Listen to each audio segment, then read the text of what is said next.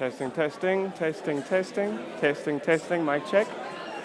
Mic check, mic check, mic check. Woo!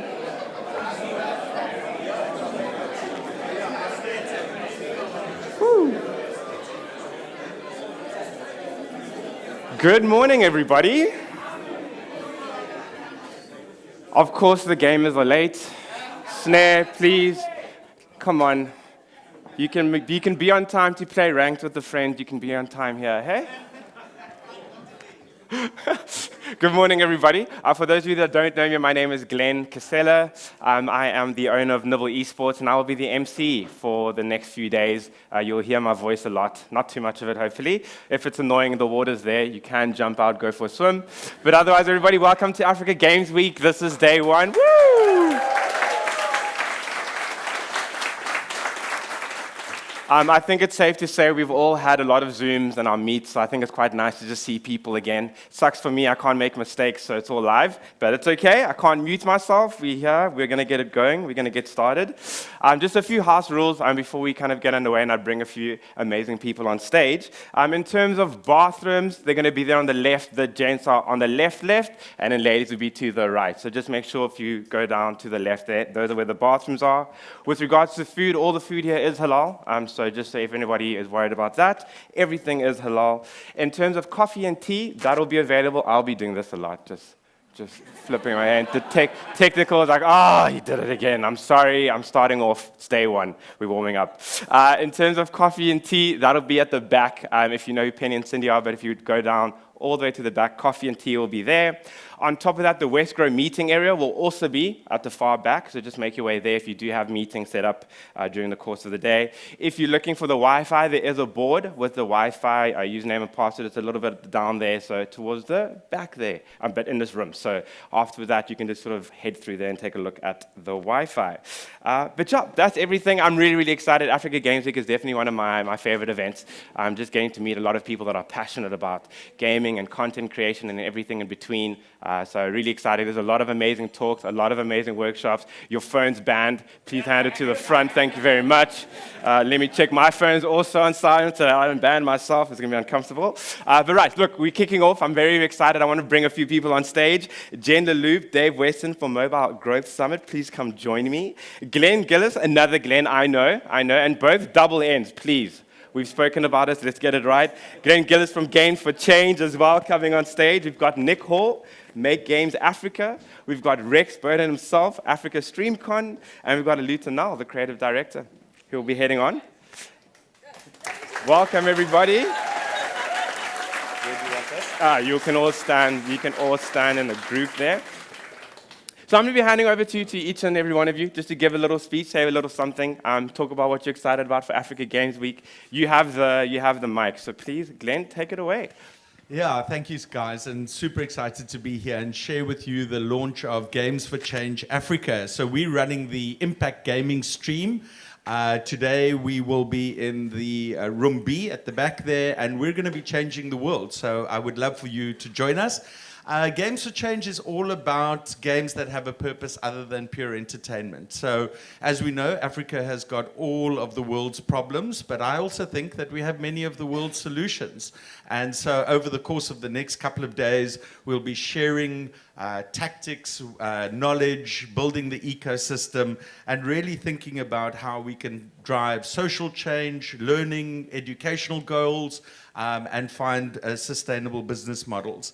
I'm going to quickly ask the curation panel to stand up briefly, just to introduce themselves. Nyambura from Kenya is our chief curator. Could you stand? Walid from Tunisia, Bethlehem from Ethiopia, Iram from Ghana, Nicole from South Africa. I don't know if all of you are here. Marlon from South Africa R Labs, what a huge asset to have him on board. And Tatiana is the festival director. So we've really worked hard to... Bethlehem, Did you stand? Okay, no, it's fine. Okay, yeah, so we worked very hard to make it representative of the continent. Susanna Pollock, who's the global CEO for Games for Change, was due to be here, but unfortunately, due to a family emergency, has not been able to make it. Just briefly also to say thank you to Google for coming on board as the platinum sponsor, so really grateful, and to Africa Games Week for hosting us. I'm almost done, calm down. And then just to share briefly our three themes. Wait, no, shut up. So we're going to be talking about culture and how we honor and transform our societies and do that in a respectful way. Of course, inclusivity, it's not a topic in Africa. It's the very reason we exist, is the power that diversity brings. And then sustainability, which is really about bringing financial models, personal sustainability and growth. Okay, I'm done. That was Alex, wasn't me. Glenn, thank you very much. That's Glenn, everybody. Here you go as well. Thank you, Glenn. It's a big clock. Alisa, over to you. Hi, everyone. Super duper excited to be here. Africa Games Week is always a good time, so very excited to meet everyone. What we've done is we have like a little exhibition going on opposite the women's bathroom, I believe, just that side. It's called Me and the Machine. We've got really cool artists involved in it, a lot of interactive work, a few VR stuff. Some of the things are coming a bit later today, but yeah, it's a really exciting little pop-up that we were allowed to do. Really excited. Yeah, thank you so much for letting me do that. Yeah. Thank you, Lita. Here you go. Why did she get a big Blame the important person we'll introduce just now.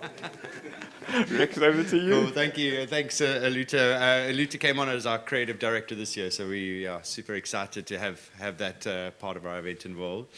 So yeah, I'm obviously wear loads of hats across Africa Games Week. Sort of co-founder and director, so most of you have probably spoken to me this year, or two-dimensionally. But yeah, I'm representing sort of the Africa StreamCon side of it. So I've spoken to a lot of content creators this year. We're super passionate about that side of people coming in the industry. It's fastest growing SME enterprise industry in the world at the moment. So yeah, very something that people need to know about and learn about. It was something very new for me last year, and I've learned a huge amount in the last 18 months across it, and finding out all these awesome people that are doing really cool stuff in the space. And yeah, there will be Africa StreamCon's big focus day is Saturday, so we've got all kinds of things. We've got Twitch involved, and a few other people doing amazing talks. We're delving into deeper parts of the industry this year, as well as the psychology of it, the legalities behind it, monetization, and all that kind of stuff that goes with it. So we are the business event for streaming and content creating, and we are led by the content creators. So if we're not saying the right thing this time, please come and talk to us and tell us what we're not doing right. We want to hear from you. We are very tough-skinned. We do that with all the other sectors as well. So yeah, very excited to be here. And please get involved as much as you can. Speak to as many people. Network as much as you can. If you're not able to find someone, we've got an amazing team sitting in the back corner that's doing business matchmaking. They've got people's details. They can give them calls. They can find them. They really want you guys to meet each other as much as possible. So network. Don't feel shy. Chat to the people next to you. Chat to the people behind you. Chat to the people in front of you. So make sure that you're connecting. Cool. Awesome. Thank you, X. There you go. All right, well, thank you, Rex. We're here. I'm so excited to be here. I'm Jen, and this is Dave, and we co-founded Mobile Growth Association. We've been around for about 15 years, and we really focus on helping the mobile side of either mobile gaming across the mobile industry in growth. So if you're looking to grow your game, we're the people you want to come and see. We're just ecstatic to be here. We're honored that we were able to partner with Africa Games Week and Games for Change especially, and we're just here to help, so enjoy. Thank you. Yeah, I'm Dave Weston. I actually report into Jen. So you know, being a co-founder, the original co-founder, and then having your decisions like the logo you get outvoted on.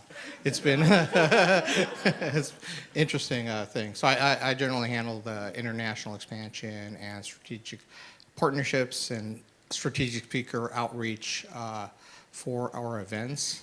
We partner with really the top-notch conferences globally. Games in and of itself is where we started from like 10, 15 years ago.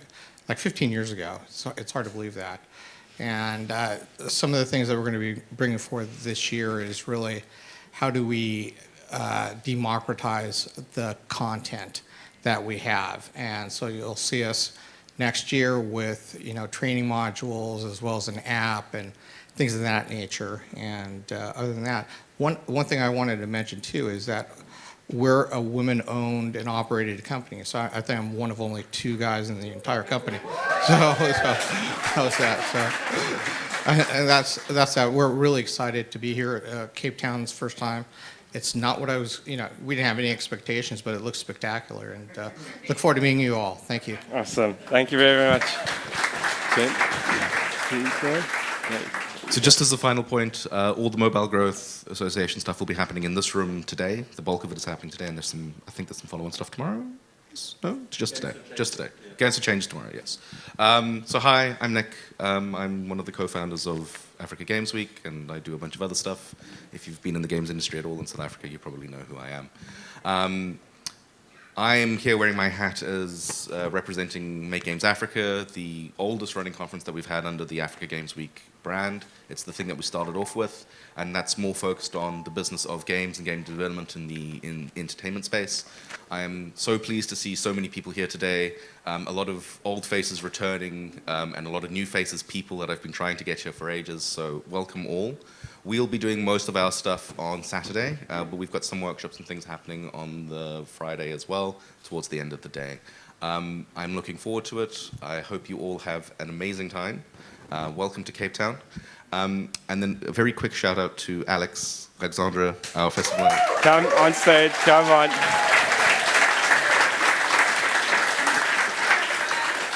Without her, there would be nothing. So she's done I think everyone can agree, she's done an absolutely amazing job of getting the event set up. Getting you all here. So thank you very much, Alexandra. Okay, and I think we need to proceed, so yes. I'm going to stop. I'm going to shut up. Oh, yes. So, I know for a lot of our international guests, Cape Town is really, really, really far away, and I appreciate that. So that's why we're giving you a year's notice. The date for Africa Games Week for 2023, 27th of November to the 2nd of December, right? So those are the dates. Book them out. Woo! Make sure you're here. We will see you next year. South Africans, start saving. Okay? Thank you, everybody. Thank you, thank you.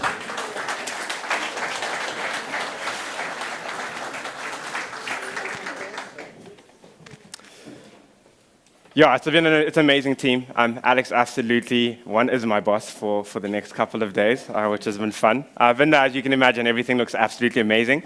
Before we kick it off, one more person I'd like to invite to stage, Lawrence Grading from the city of Cape Town, one of our sponsors. Welcome to the stage. The mic is yours. Fantastic. Thank you so much. Yeah, sure. I must say, I really love the energy in this room. And, I never want to take this for granted because I was just reflecting back that this time last year, I was busy dealing with the fallout of the world actually closing off to South Africa and the effects that was going to have on our tourism industry and on our events industry. And to see this event now take place today with so many people from across the continent and, in fact, from across the world is really a remarkable event. And it just really, really kind of fills my heart that we're back again. Cape Town is back. We've got so much to show, and it's great to have events like this happening again in Cape Town with people actually physically in the room. room. It really is great. And I must say, I came a little bit earlier and I started to walk around the different stands and that, and it's amazing. I mean, this is the benefit of having physical events. You know, the kind of networking that takes place is really amazing, and to see the kind of inspiration that you guys are bringing here really is great to see.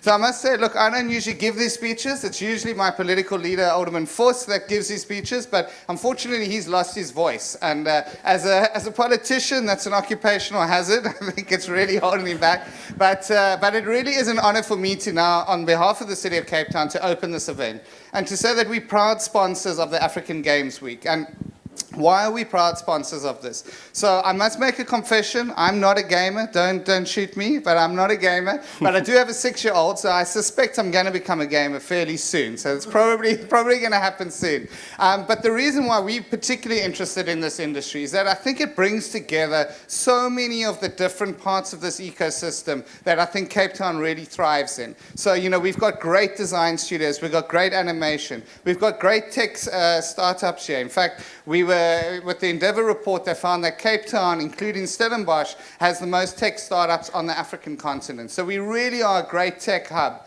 We also, as the City of Cape Town, have also been funding the oldest tech incubator in Africa, which is the Cape IT Initiative. They have now since expanded, in fact, into Rwanda. They've just opened up there as well. So we really are expanding from there. So really it brings together all of the elements that I think we really thrive in as Cape Town. And of course, you know, Cape Town, if you look out the window, you'll also see we've got great inspiration. You know, this is a great place to feel inspired, to come up with great games, to come up with great ideas. So really, I think we've got all of the ingredients here for you to kind of really grow your business. So I know we've got the startups. Ultimately, we want to also get the major scale-ups. And the main reason we're interested in all of this is that we want to bring down the unemployment queue in Cape Town. Thankfully, yesterday we got the news, the quarterly labor force survey. Unemployment in Cape Town has gone down by 3.2% in this last quarter. So that really is great. So we are really happy about that, but we've got a long way to go. We're still sitting at about 26%.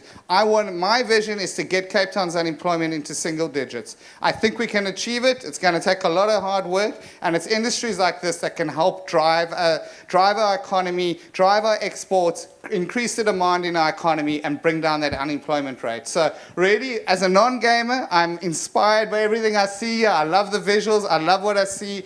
And also just to say, you know, that, you know, when I talked about tourism in the beginning, when we looked at what is it that's going to appeal and what's going to bring the tourists back to Cape Town, both Westgrow, who we fund, as well as Cape Town Tourism, actually looked at the gaming industry. And the Cape Town Tourism campaign, which has done phenomenally well, which is Find Your Freedom, was based on the whole concept of reaching millennials and worked on a kind of framework of a game. So that's what they chose. And then, of course, what you're going to hear in this conference as well is that Westgrow, in their tourism campaign, also, and let's get this right, they actually created a whole game about climbing Table Mountain and put it on Roblox. So really, your industry is infecting all of the other industries and is really starting to use the kind of mindset to kind of push this destination. So it's fantastic to see.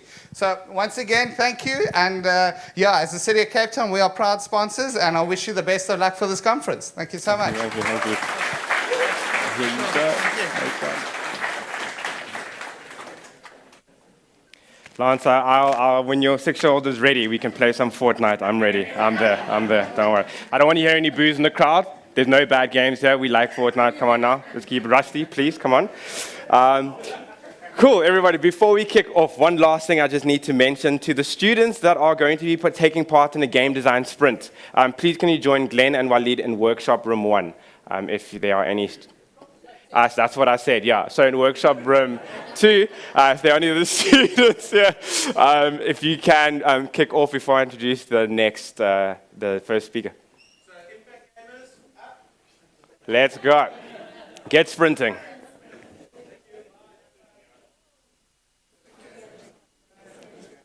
I know some of you are like, oh, being a student, the stress. No, exams.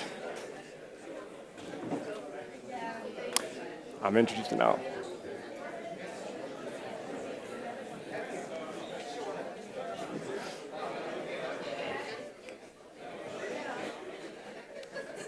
Just the students. I'm about to kick off with the first speaker now.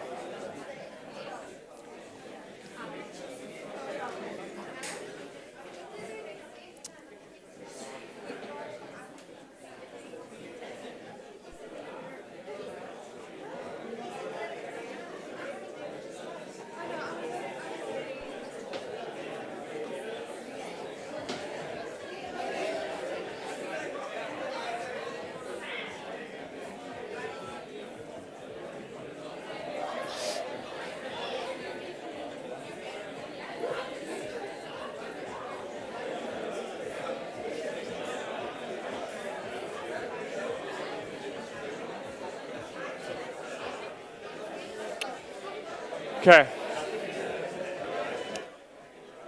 Okay, now that the students are heading off,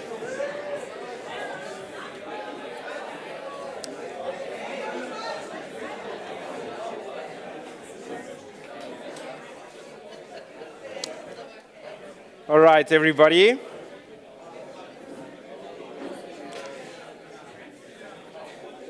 Cool. So everybody, we have some really, really great speakers that are going to be coming up now, speaking around sort of some of, really, really interesting topics.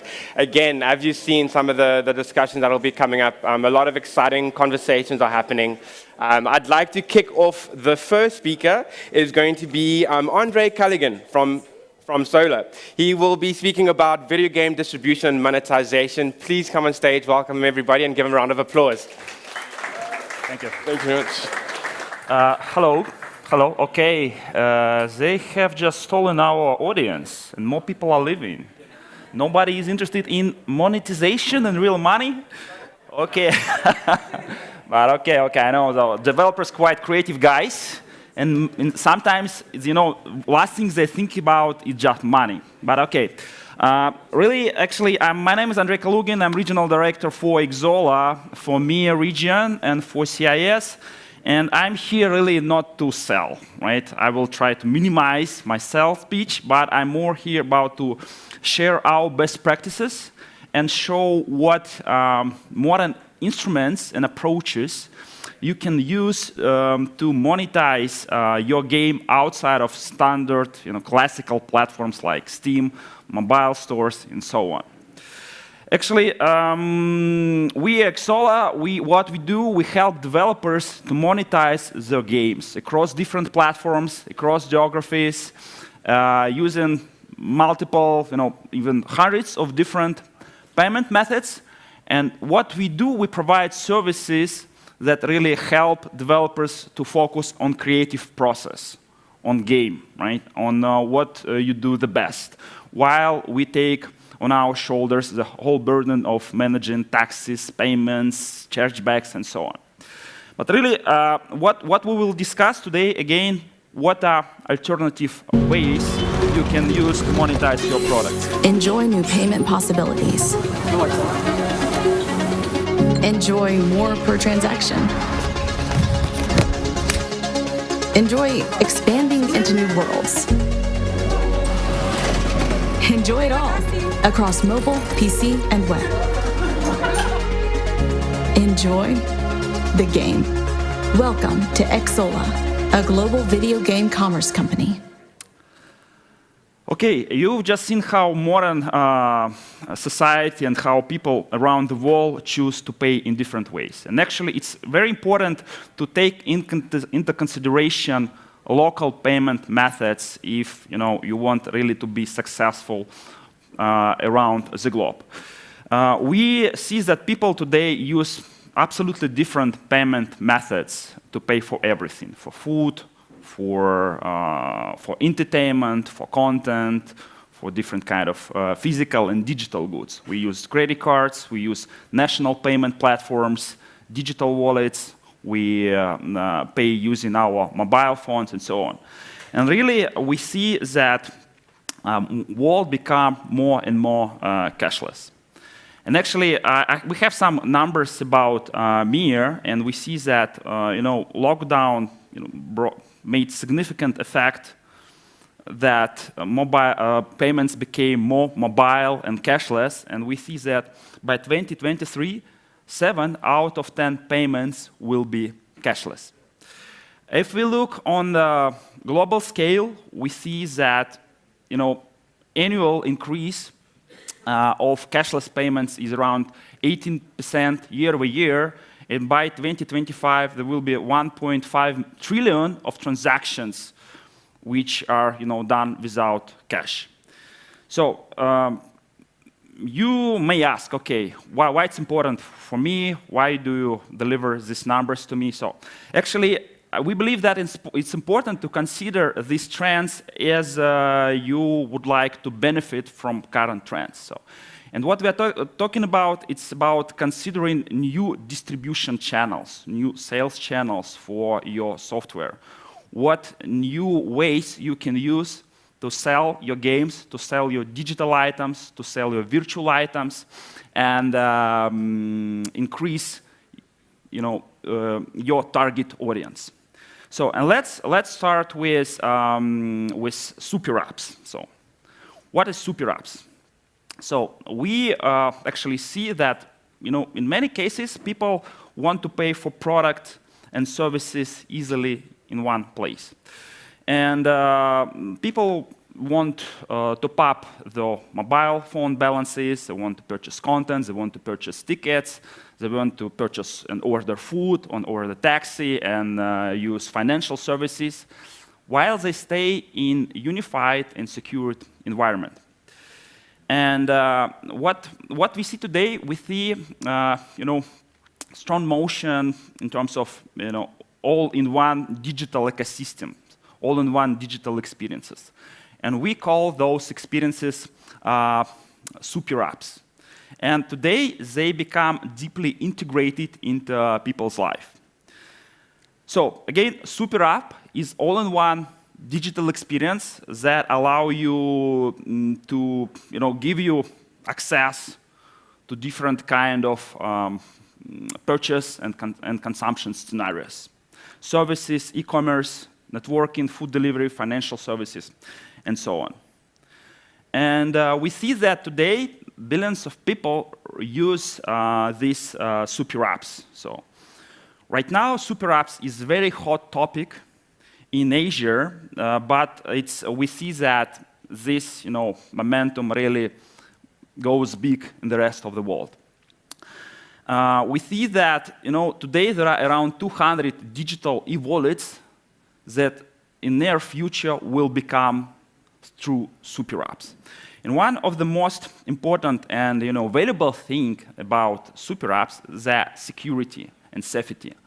Customers are able to make the purchase staying within secure environment, as they do not reveal their sensitive payment or personal data. Okay, so you may ask, okay, how we can use it? So there are different vendors who provide, I would say, integration possibilities. So as I promised, I will not, make sales pitch today. But you just, if you really want to explore this opportunity, so think about Xsolla, and okay, you can Google another companies who provide you one single integration, and through this integration, you can really get access to dozens of these super apps and e-wallets that becoming super apps. So, and with these solutions, you can easily sell your games, game tokens, virtual currencies, and virtual items through this super app. Okay, and what benefits do you get as a result of this? So first of all, you really you connect to a global network of marketplaces and sales platforms through one single integration. Also, as a result, you get access to billions of customers through this one single integration, and for you, it just means reduction on cost of distribution. And you really can just reduce your costs, reduce your fees, because okay, we know Steam, mobile platforms, they have some particular fees, and you need to share a big portion of your revenue. Really, you can save a lot of revenue, a lot of money, as you distribute through alternative channels. Again, this is not something to substitute Steam, App Store, Google Play. No, it's just alternative way for you to distribute your software and your in-game inventory. Okay, so now let's talk about another opportunity. So what do we have on the market? So mobile games, right? Mobile games really huge. I worked for a long time in Microsoft, and I was responsible for Xbox 360, for Kinect. I remember when Steve Jobs told, on the stage, guys, very soon iPhone will provide the same power and say the same quality of graphics as Xbox and PlayStation, and we were laughing. Really? You're kidding. And we look on today, gaming industry, really, this is what really happened, right? And we see that today more people a lot of people spend more time playing mobile games rather console on PC. So mobile is really huge. And I would say for many developers, it's the easiest way to start, earn money on the gaming industry. But there are also challenges, especially today, right? We see a lot of turbulence on the market. We see that user acquisition costs goes down, and we see projection of advertisement and user acquisition costs going up. And it's harder and harder to attract gamers' attention and get them involved into your game, into your mobile game. But at the same time, there is still PC as a platform. It exists, right? And there are billions of gamers who play PC games. There is almost billion of gamers who play web games. And these segments, they continue to grow. And really, we see that those developers who launch their games not just on mobile, but also port the games on PC and web, they get lifetime value up to plus 30% compared to single platform launch. And also, on mobile platforms, you really you get limits. You face limits of acquiring user data, right? Because mobile platforms really protect this information, and for you sometimes it can be very hard to get profiles of your users, how they interact, consume, and play, and so on. Web and PC, this is something you own, and it's much easier to get this data, operate, and analyze this data further on. And also, as I speak to companies like Auditorium, Active, big mobile players who are also represented on PC, I hear from them that user acquisition on PC and web is much easier for them. It's much cheaper. There is much more control. And what they really do, they work with mobile developers to help them launch their games on PC. And this is really another big opportunity for you to consider, as you go mobile, to consider going not just on mobile, but also launching game on PC and the web. But here you need to solve few technical things, because mobile platforms provide you really packaged solution for everything: authentication, payments, distribution, updates, delivery, and so on.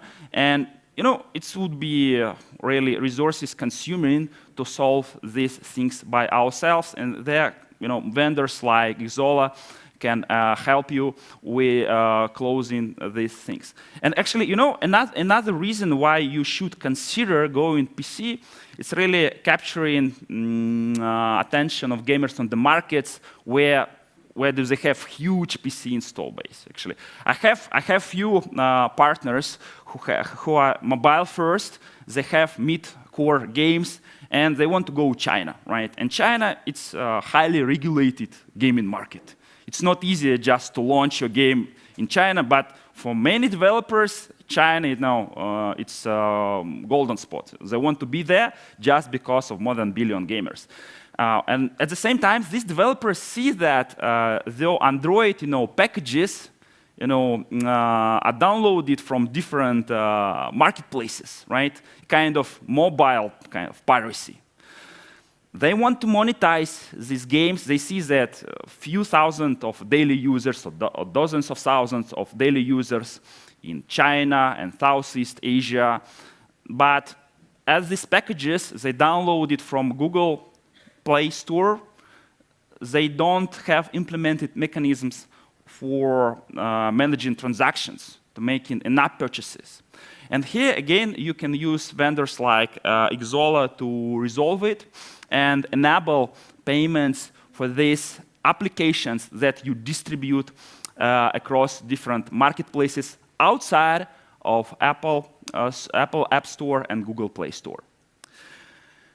Okay, so now, again, let's talk about mobile gaming, and let's speak about going more aggressive, in terms of increasing your margin on your mobile revenue. So today, actually, as we just discussed, there are a lot of challenges in terms of user acquisition, but still, you can improve your performance, you can improve your revenue and profitability. Saving on platform fees, it's quite obvious thing, right? We will not dive here.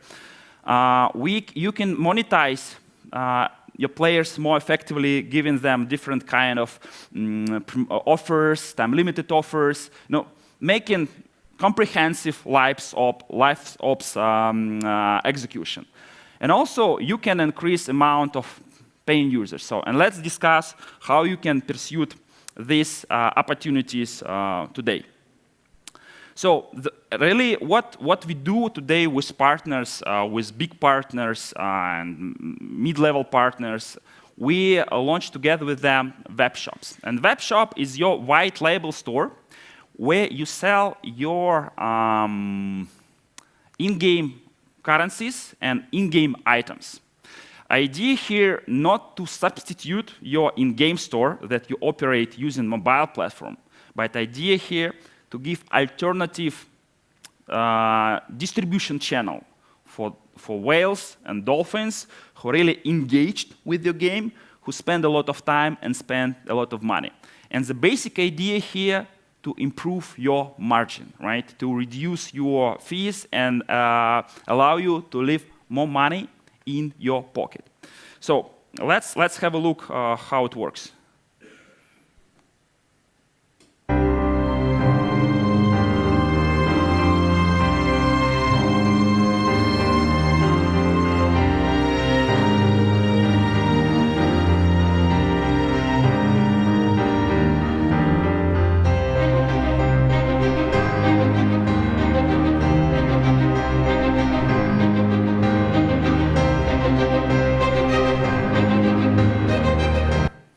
Okay, so this is actually, again, it's not just about Xsolla. We see many different vendors who provide such kind of services. Even more, you as developer can really manage it by yourself, right? It's not super complicated thing to do. It's not rocket science. You just need to, launch your landing page, put your inventory, put buy button, and enable, checkout for your goods. And you need to solve quite basic things, right? Okay, authentication, synchronization of your inventory in your live ops environment in web shop.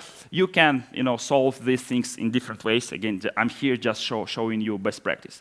But one important thing about Xsolla that we work as, merchant of record entity. We partner with around 700 different payment service providers around the globe, and we give you one single gateway to integrate these 700 payment methods within your game, within your marketplace, or within your landing with virtual inventory. And look, today we have Apple, we have Google, and really what payment methods they have incorporated? Credit, debit card, and PayPal in some other markets, right? But looking on actually reality, how people pay, we realize that credit cards and PayPal are not the most popular, not most widely used payment methods in different gears. Yeah, there are different picture varies from country to country, but especially in emerging markets, we see that mobile payments really big. Super apps, e-wallets, very popular in, for example, in China, Southeast Asia. In China, they use WeChat for everything, a chat application, but really they use it to pay for everything.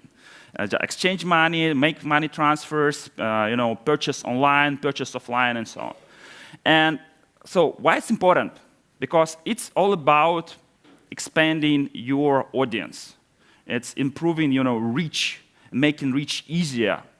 And as you give to your loyal gamers, your loyal users, more options to pay, it's easier for them to do this. It's easier to interact with your store. It's easier to interact with the game. And as a result, you get higher amount of transactions, higher ARPU, and so on, and higher margin. So, but let's also talk about what mechanics should be used. We launched different kind of web shops where we just recently launched Apex Legends web shop. Here they just have virtual currencies, different bundles. Or Warner Brothers launched Game of Thrones Conquest game with us, also just virtual currency. And this is quite basic example for execution, but based on our studies, it's not the best. Because within your game, you would use seasonal promotionals, right? You would use personal promotions. You would give daily rewards in order to keep people returning to your game, playing and purchasing again and again. And what is important, it's important not just launch web shop, static page with a static assortment. For best, for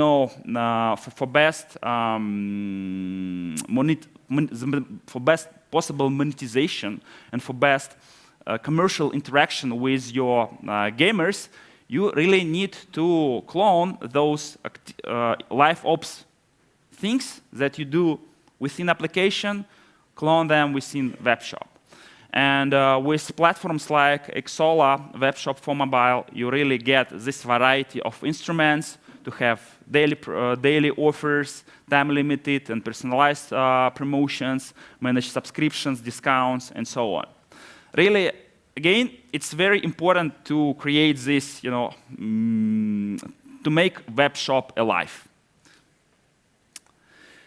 And so our studies show that those customers who launch their own web shop using competitors or our solutions, they earn up to 35% revenue more on top what they have on mobile-only store. Again, why so?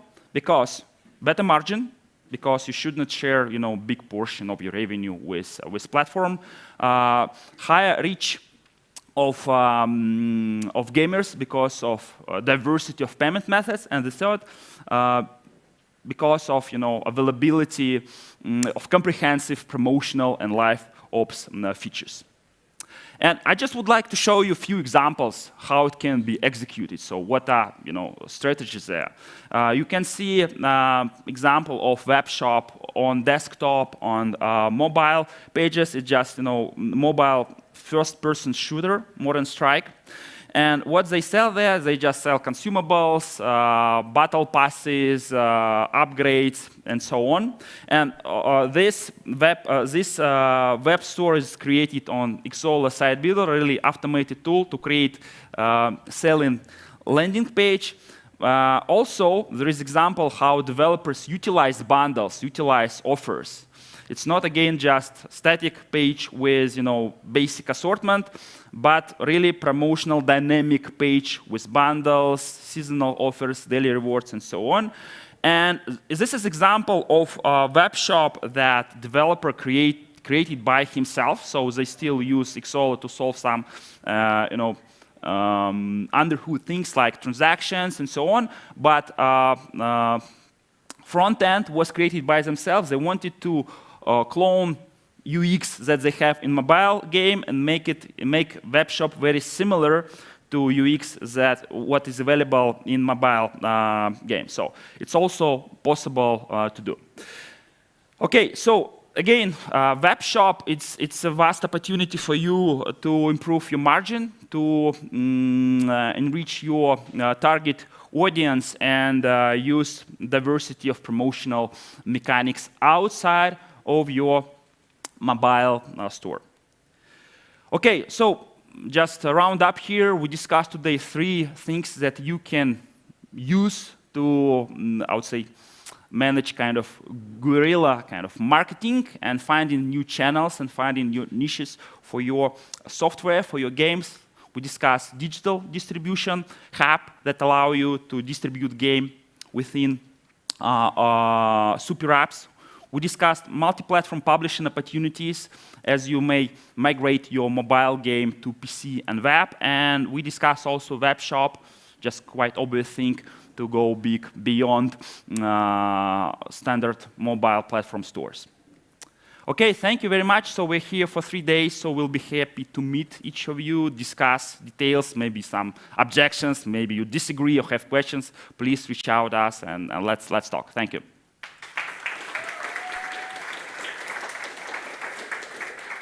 Before Andre gets off stage, if there are any questions, there is a roaming mic that I'll be taking around. So does anybody have any questions that you'd like to ask? Anybody at all? It was a very, very thorough presentation. Yeah.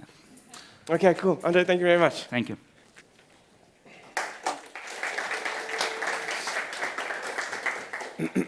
All right, so everybody, that is how we're starting it off, loving the energy. The next talk we have is going to be from a Nollywood model for building games for Africans. The Malio RP model, which will be presented by Hugo Obi from Malio Games. Oh, Malio Games, sorry. Please welcome on stage.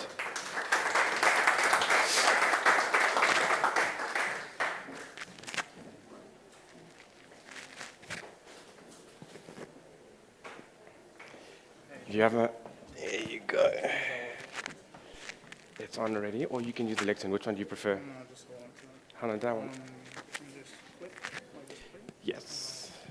Just check. Hi, can you guys hear me? Brilliant. No, thank you very much. It's great to be back in Cape Town. I love this place. I want to say big thanks to Rex and Nick for continuing to kind of like drive this event. It's great to see familiar faces. It's also great to connect, to share the progress that we've made over the period, and like just to get to meet new people as well. So, see if this works. Oh, cool. So my name is Hugo. I'm the founder of Malio Games. Just a little bit about me. I've got an economics background, so I didn't actually go into games because I have a computer science background. I didn't know much about gaming as a business or gaming as a career up until when I used to live in London. I wanted to move back to Africa and having a conversation with my friend about opportunities that I could explore. And he said to look into the games industry. And when I looked into the games industry, I realized that it had huge potential to build products, create jobs, and build economic opportunity. When I did the research, I realized there weren't a lot of game companies in the continent. Obviously, I didn't understand why.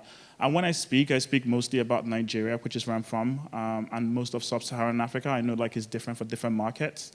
But this was my perspective at the time. So I was one of the very first people to launch a games company in Nigeria. My objective at the time was to create games for the local audience. And that kind of is the reason why I came up with this mission to become the #1 supplier of games within the continent. As my ambition, that was kind of the goal that I had back then. So a little bit about Malio. We're about 20 now, so we've grown quite significantly over the last sort of 24 months. So this time last year, we were just 5. We increased significantly this year in terms of size. We make fun, free-to-play African-inspired games for mobile, so both Android and iOS.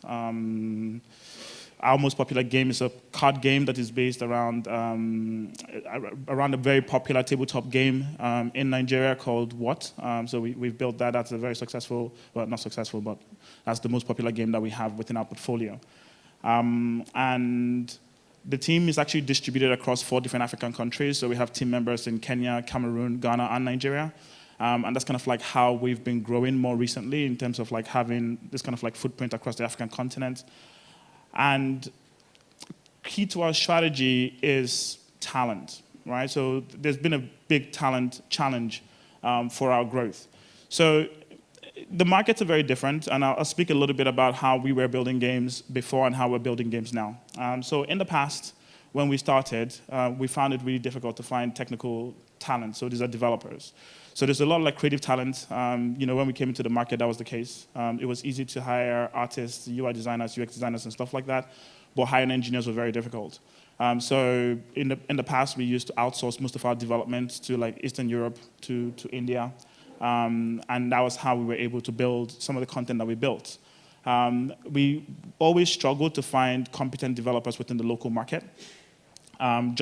mostly because the education institutions do not cater to game developers. So, people who go to the university and study computer science, as a degree, most people go into banking. Obviously, the fintech industry is now booming. But we couldn't really find people who were competent enough. There were people who wanted to become game developers or trying to be game developers, but their skill sets just wasn't right for developing games, especially if you wanted to do it at scale, because scalability is something that's very important to me. So as a result, we changed our strategy sometime in 2019, going to 2020, just before the pandemic started, to essentially create a talent development program to build our own talent. If the market wasn't going to create talent for us, we can take the responsibility to create our own talent. So we changed our strategy to start creating talent within the local market. So we put together a game curriculum, and we initially thought about, the execution that we initially thought about was to do an traditional in-person training where people came into the physical office in Lagos and we trained them. The pandemic happened, so we couldn't do that. We had to change it to an online program. And in also shifting it to an online program, we realized quite quickly that the best talent for games weren't concentrated in one single city, right? We could make this content accessible to anybody, anywhere in Nigeria initially. And then moving on to 2021, we partnered with Google to scale that program up, and then expanded the reach to Ghana, Kenya, and Nigeria, which is how, in the end, we were able to kind of like build out the team from this program.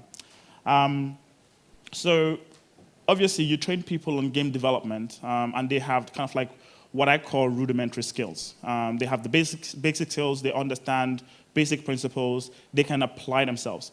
But how can we accelerate that process, all right?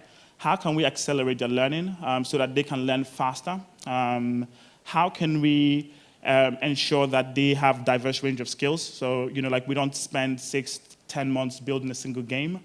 How do we ensure that they are comfortable receiving feedback? Because, the best games are built based on the user, the audience feedback. If you design a game within the studio, it's never quite great until you get it out in the hands of users, and users tell you what they like and what they don't like, and and then how do we build effective teams? Most indie developers, most people will build as individuals, but when you go into a studio, you have to work with other people. There are other functions that you're not very skilled at, and there's loads of dependencies. So how can we essentially accelerate all of that really fast? And this year, we launched a system called the rapid prototyping model. So again, just to contextualize, this system is designed not to create award-winning games, or not to create necessarily sort of like blockbuster games. This system is actually designed to create effective teams. So what is the rapid prototyping model? So the rapid prototyping model, in its basic principle, gives 2 developers 4 weeks to build a game, all right? It's a fast way to get games get games to market. But there are 3 key things that we try to accomplish with this rapid prototyping model. The first thing that we try to accomplish is to essentially get people to learn by doing, right? So create an environment where people can learn by building games, right? Because that's the fastest way to learn. The more games you build, the more knowledge you have. We don't live in an environment where we have people who have 5, 10, 20 years experience in game development. So the more projects you are able to kind of like put under your belt, the more experience you're able to gain. So that's the very first thing that we do. The second reason for this, or the second thing that we try to accomplish with this, is to get products in the hands of users fast. So get as many products as possible in the hands of users and get them playing those games. And then the last thing is to get feedback from those users about their experiences playing those games and feed that information back to the developers, right? So what ends up happening is every single time the developers go through this loop, they become better because they understand what user preferences are. They know how to execute. They understand what execution looks like. They understand what a full cycle is, and they become way more efficient doing that. So a couple of things. The rapid prototyping itself is kind of like the engine when the game is actually built, but there are other components that factor into this overall experience or overall kind of like development cycle. So we've broken into 4 different parts. The first part is what we call the creative content pack. So we have a creative team that does extensive research around different types of games. So we're not necessarily building new ideas. We're essentially reinventing pre-existing or existing ideas. So we look at the App Store, we research a whole bunch of games. We look at games that have basic mechanics. So essentially the consideration is to identify games that 2 developers can build in 4 weeks. So there are certain types of games that we would never consider for a rapid prototyping game. We also recognize the fact that these developers are not very experienced, so it's important that the games that they are challenged to build are games that have some basic, kind of like basic simple mechanics. They have easy core loops, and they can easily be executed within that time frame that is given. So the creative team is tasked with doing that research. They document, they identify the games, they do some basic documentation, put together a GDD, put together a basic deconstruction of like top performing games, and then they make these packages available to the development team. The development team is then allocated one of these games. So, we run these rapid prototyping alongside one another. So we currently have 3 rapid prototyping teams. They essentially all start a rapid prototype at the same point, and they all end at the same point. And these games are being built concurrently or side by side. So the teams pick up these packs, and their objective is essentially they have like weekly objectives. So the very first week of the rapid prototyping, they have to obviously understand the games, like read through the documentation that's already been put forward. They have to play test the games that have been recommended or referenced. So they essentially spend the whole week playing through multiple games from this kind of like genre or this category. And by the end of the week, they represent a game idea, a game pitch to the team. So they say, we've looked at the CCP, we've played the games, this is the game we want to build. So they now take ownership, right, in terms of what game they want to build. They determine or decide on the systems they want to apply within those games. They determine the amount of content they want to have within those games, considering the time constraints that they have. So that's the very first week. The second week is actually when they actually start development. So, like they're just coding. At this point in time, it's just 2 developers, so no artists, no UI, no UX. It's just the developers completely taking ownership in terms of what they execute on. They focus on the core loop. So most games would have some kind of like basic core loop, some kind of like basic systems within the game. So that would be what they would focus on the second week. By the end of the second week, they're actually releasing the first playable version of the game. So we are able to actually start testing the game and actually start seeing what the game experience looks like.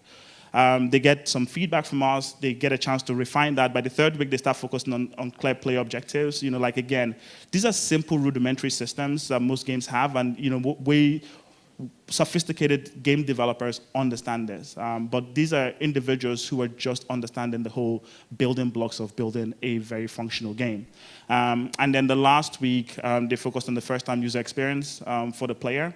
And we also do some level of like shadow testings where we put the games in the hands of like random people, and we just observe how they interact with the game. And through this process, the developers themselves then better fine-tune their first-time user experience.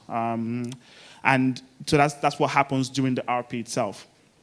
Post-RP, we review all the games. So like I said, we have 3 RP teams. They would have worked side by side over 4 weeks. So by the end of the month, we will have 3 games that we can play test. We would review the games and ask ourselves which of these games has a very good core loop, fun core loop, like a game that's actually enjoyable to play. This can be a platformer, it could be racing, it could be puzzle, but am I actually enjoying the gameplay? Am I actually enjoying the interaction? Do I know what I'm supposed to do? Is there a goal that I'm supposed to achieve? Am I accomplishing something? Is this like a leaderboard system? Am I able to like complete the puzzle and move on to the next level? Is there a sense of progression within the game experience? And then, for more complex systems, what is the first-time user experience like? Do I feel like, is the first-time user experience fully integrated into the game itself? Do I have a fluid experience of like navigating through the game if nobody's telling me what to do? So which of these games has best done the execution? So we do that internal evaluation, and then we make a decision on what game we want to transition. So we could finish an RP, so 3 games, and then we only transition 1 game, or we transition 2 games. So we transition those games over, and we do like what we call a beta build. So this is getting the game ready for release. Most of these games have very light content. So if it's like a puzzle game, we would happily release a game with like 15 levels, or maybe like 10 minutes of gameplay. And we'll talk about why we do that in a little bit. But during this beta build process, we do some additional polishing, we do custom UI UX for the game, we create custom art for the game. So we introduce other members of the team, and we prepare it for App Store listing. We integrate like third-party SDKs for analytics and stuff like that. In some cases, we could also even include like reward videos and ads within the game itself. And we package it, and then we have it released in the App Store. Once that game gets to the App Store, we use paid UA to acquire at least 10,000 users for the game, because we need sufficient data to evaluate how sticky that game is. And we look at two things when we release the game into the market. One is the retention numbers, so like how good is the day one retention. Anything that's above like 20% is good. Day one retention, 25%, 20-25%. But the idea here is to do comparisons between different RP games, not necessarily as a standalone.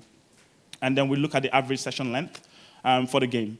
If those data is good, we would then obviously move that game into full production, but we're still at the very early phases of the rapid prototyping model, so we've not gotten to the point where we can actually move. We haven't actually gotten to the point where we've moved any of the games into full production yet. So, what have we accomplished so far with this RP model? So, a couple of things.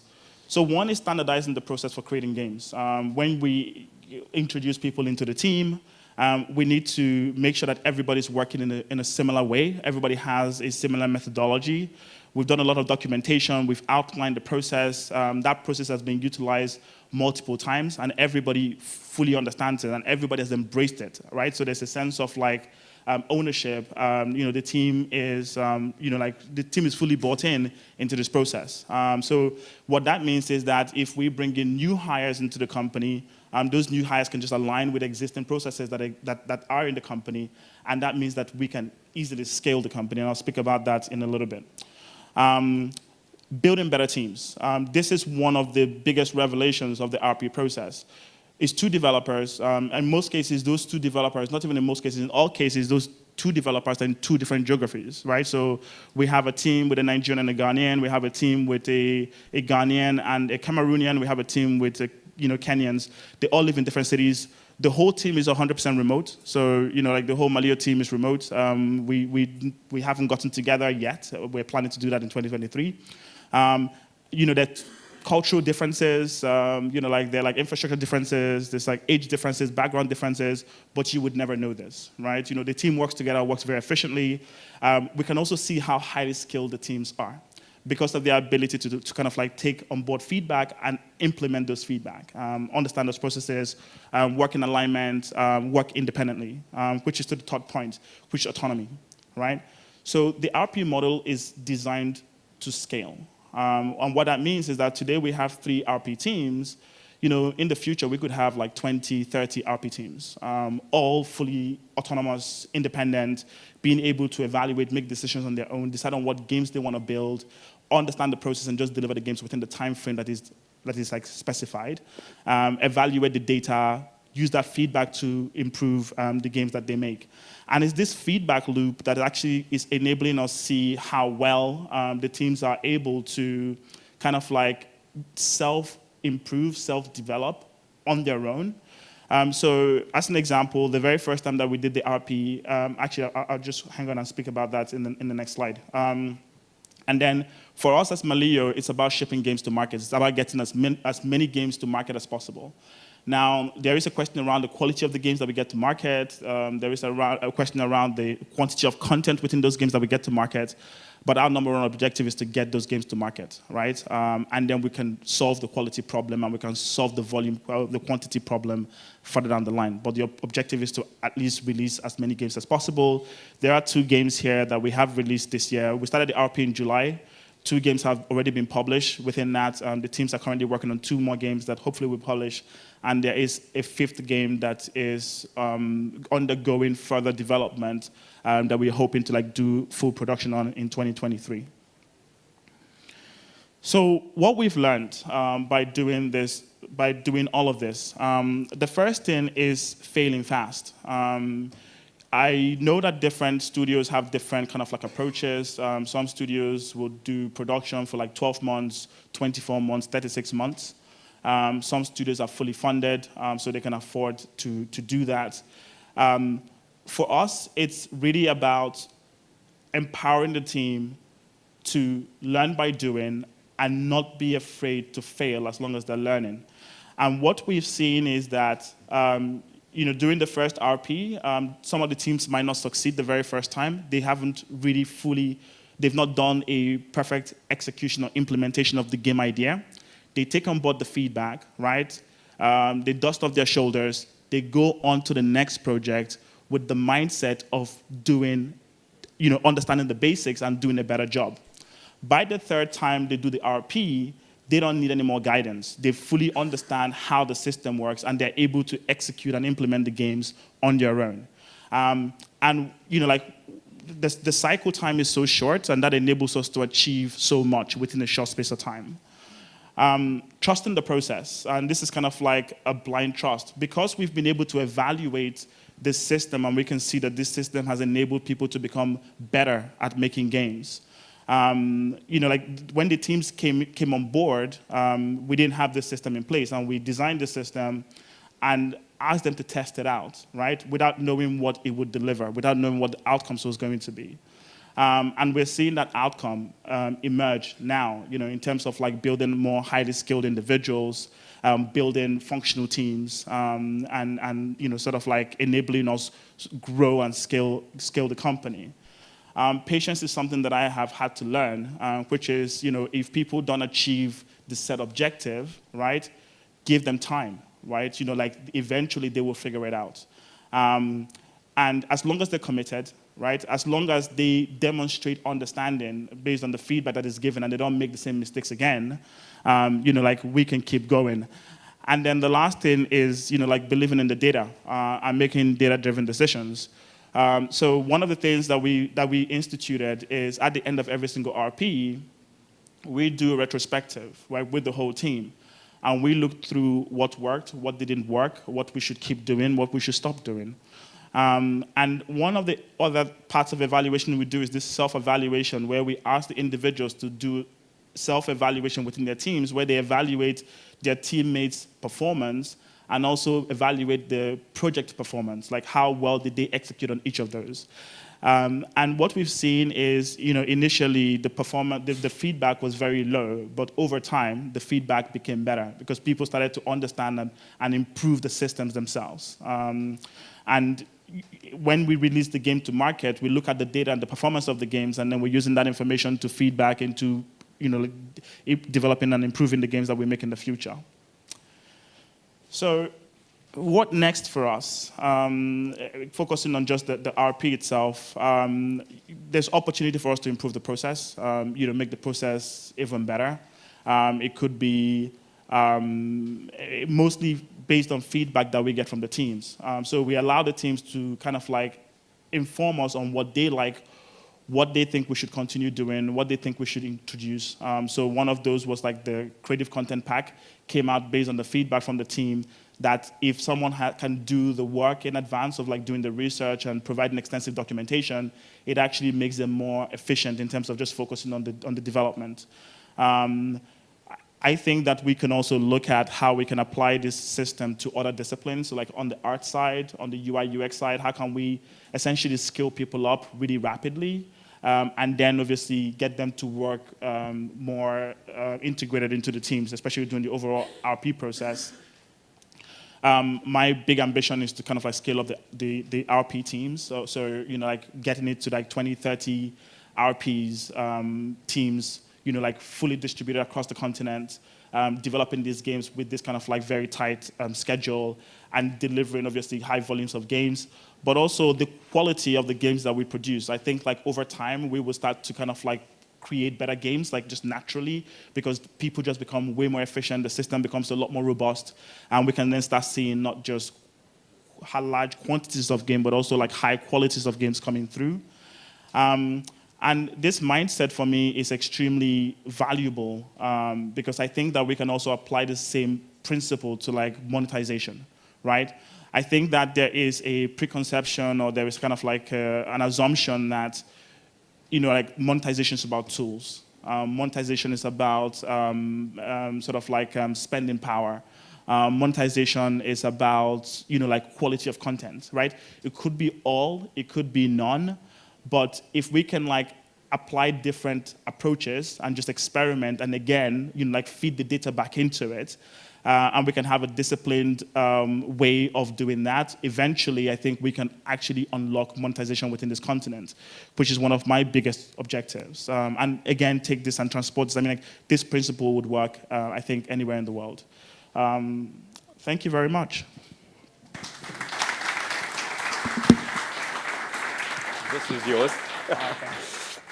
Thank you very much. Does anyone have any questions? Okay, cool. We've got some questions. Where is that microphone? Oh, there we go. Oh, you're not going to be able. Can you answer with the lectern? And then I will kind of. Can I get those hands up for questions? How does that come on? Okay, we can kick off here. There you go. I had a question. You were talking about user acquisition in order to test retention and so. What type? It's a bit technical, but what type of channel, Facebook, Google, whatever, and the type of campaign you're doing? Because you can either do a very automated campaign, have a lower CPI, or start doing AO and see if you can increase monetization. It's always an open question. Do we go and see the best cohort, or do we go and see very wide? And what could the cheap audience could be? Yeah. So we use Google Ads. So we use like Google Universal Ad Campaigns by Google. That's what we use for our user acquisition, and we just cast a wide net. At this point in time, it's more around retention. We're not really focused on monetization at this point. It's more around player, player sessions and retention. So we cast out. We do use a closed wall. So we focus on some specific countries within Africa. We'll do like 10 different countries and just monitor the data from there. Question was, you got it. You mentioned earlier that that there's different metrics that contribute to how you can monetize a game. Like, it's not necessarily the quality of the content or things like that, but that you run experiments to see what combinations work.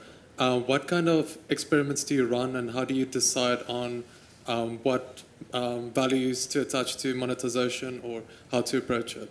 Yeah, no, thank you. So right now, we're not doing any experimentations on monetization. I think what I was saying was that we can apply this same principle for experimenting on monetization. So if I can't imagine what it would look like right now, but the objective would be to say, our goal is to understand if product X can monetize, right, using this particular tool. So we could use like Xsolar as an example, right? We would have we would implement it within a short space of time. We can apply it to a particular type of game and then roll it out. But we could also be doing almost like an A/B test where we're doing a second game with a different tool, right? And then we're tracking the same metrics using these kind of like two products. And we can do that if we had like 10 RP teams, we can do 10 of those simultaneously and deliver them to market within, again, a short space of time. So like in 6 weeks, we could deliver all 10 to market and then monitor the data. And then based on the feedback, we will then try it again, tweak some stuff, do it again, and just repeatedly enough to then say categorically, this is what works. Question. There you go. Last question. Thank you so much for your presentation, Hugo. I'm Yolanda from Alchemize. 2 questions. First one, with your RP model, do you use that just for your own IP, or do you also service other content creators? And then second question, do you have a success story from maybe a previous project, any of the other previous ones? And success meaning it takes all of the boxes to get to market, plus it also, has, what I mean, a return on investment on it. Do you have, any success stories from what you've already done? Thanks. No, thank you very much. So as an example, we got reached out, a big production studio reached out to us and asked us to develop a game within a short space of time. And the challenge was to, again, just deliver a prototype. Because we had this system in place, it was really easy for us to do that. So I think of the RP as what you would do within like an academy or like a training ground, if you like. If you look at a sports team or even like a sort of kind of like military outfit, right, where you do kind of like practice all the time, right? And when you're now put out instead of like the big stage, right, you're just repeating what you're already familiar with. So that principle, you know, can help us. If we had a corporate client who wanted to deliver a game to market for their consumers, we could give them a prototype within a 4-week time frame so that they can actually start testing out the game and then make an informed decision on if that they want to fully invest in delivering that kind of product to market. We don't have like full end-to-end yet in terms of like stats. Like I said, we kicked off the RP in July. We've gone through 3 RP cycles so far. None of those games has kind of like given us sufficient data to kind of like justify full investment, but we do have one of the games that came out from the RP that's going into full production in 2023. But obviously, I can't speak extensively about that. All right, thank you so much for the wonderful presentation. Sam is my name from Zambia. I'm from academia. So the model that you've talked about, and I think few things that you mentioned earlier on that you didn't really come from a background of game development. How realistic is it that we could get game development like a mainstream program, like from your stage, into academic institutions like mine? Because like I'm really here for that, to understand if we can get your ideas or just get Malio to run like an academy in an institution. And the other question I think has already been asked. That's what I wanted to find out in terms of the other question that I asked. Okay. No, that's something that I am personally is one of my ambitions, is to make sure, you know, like so if I take a step back, one of the reasons why we decided to create this curriculum is because after 10 years of being in the industry, we were still having the same conversations about talent. And you know, like I felt like, you know, if we sat around and waited for like, you know, like Google, Amazon, or whoever to come and save us, right? That is, you know, we're not taking ownership, we're not taking control. I understand, so like I thought to myself that the conditions that existed in 2012 for me going into the market, you know, like large population, mobile adoption, right? You know, like revenue growth in the industry, we're still the same. Everything was still going in the upward trajectory. So we had to make that investment in creating that curriculum. And for me, it's a 5-year kind of like goal in terms of doing this talent development. By the end of those 5 years, I want to see established institutions in multiple African countries that are dedicated to teaching game development. That is my own personal goal, whether that is through partnership with institutions, whether that is on our own, like building a standalone. Obviously, it has to be a sustainable model that it can actually self-fund, but I think this is something that we can accomplish. Awesome. We're going to do one more question just so we can move on to keep up with the schedule. Hi. I'm a data scientist, and I assume that you're an economist. So I wanted to ask, like, in terms of like your teams that develop the games, what tech stack do they use? Like, what programming languages do they actually use to develop the games? And also, does this vary according to each project that you guys do, or is it just like the same sort of like tech stacks that you guys use, or the programming languages? Yeah, so we try to standardize as much as possible. Standardization is like kind of like key. So like in terms of the platform, we're using Unity for our development, mostly like using C# within that. We have some standard frameworks that are already pre-built that people just plug and play. So like they're not having to repeat the same things. We will get to the point where things like UI is standardized, where people can just drag, like you can actually create like a shell, right, that has some of the basic functions already pre-built, and then you can just input your core loop and your game mechanics within it. So the more standardized things we have, the faster the developers can focus on just focusing on the core play and the user experience. Yeah. Awesome. Hugo, thank you very much. Thank you.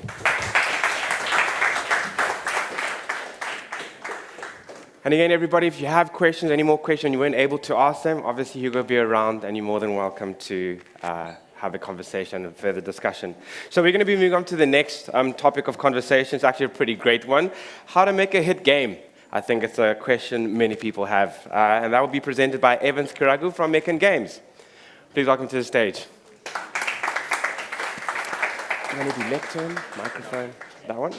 There you go. Over to you. The thing? Yes, right here. And then that goes next. Okay, cool. There you go. Do I go back this? Back and then next. All right, cool. Hello, hello. How is everyone doing? Everyone is doing good?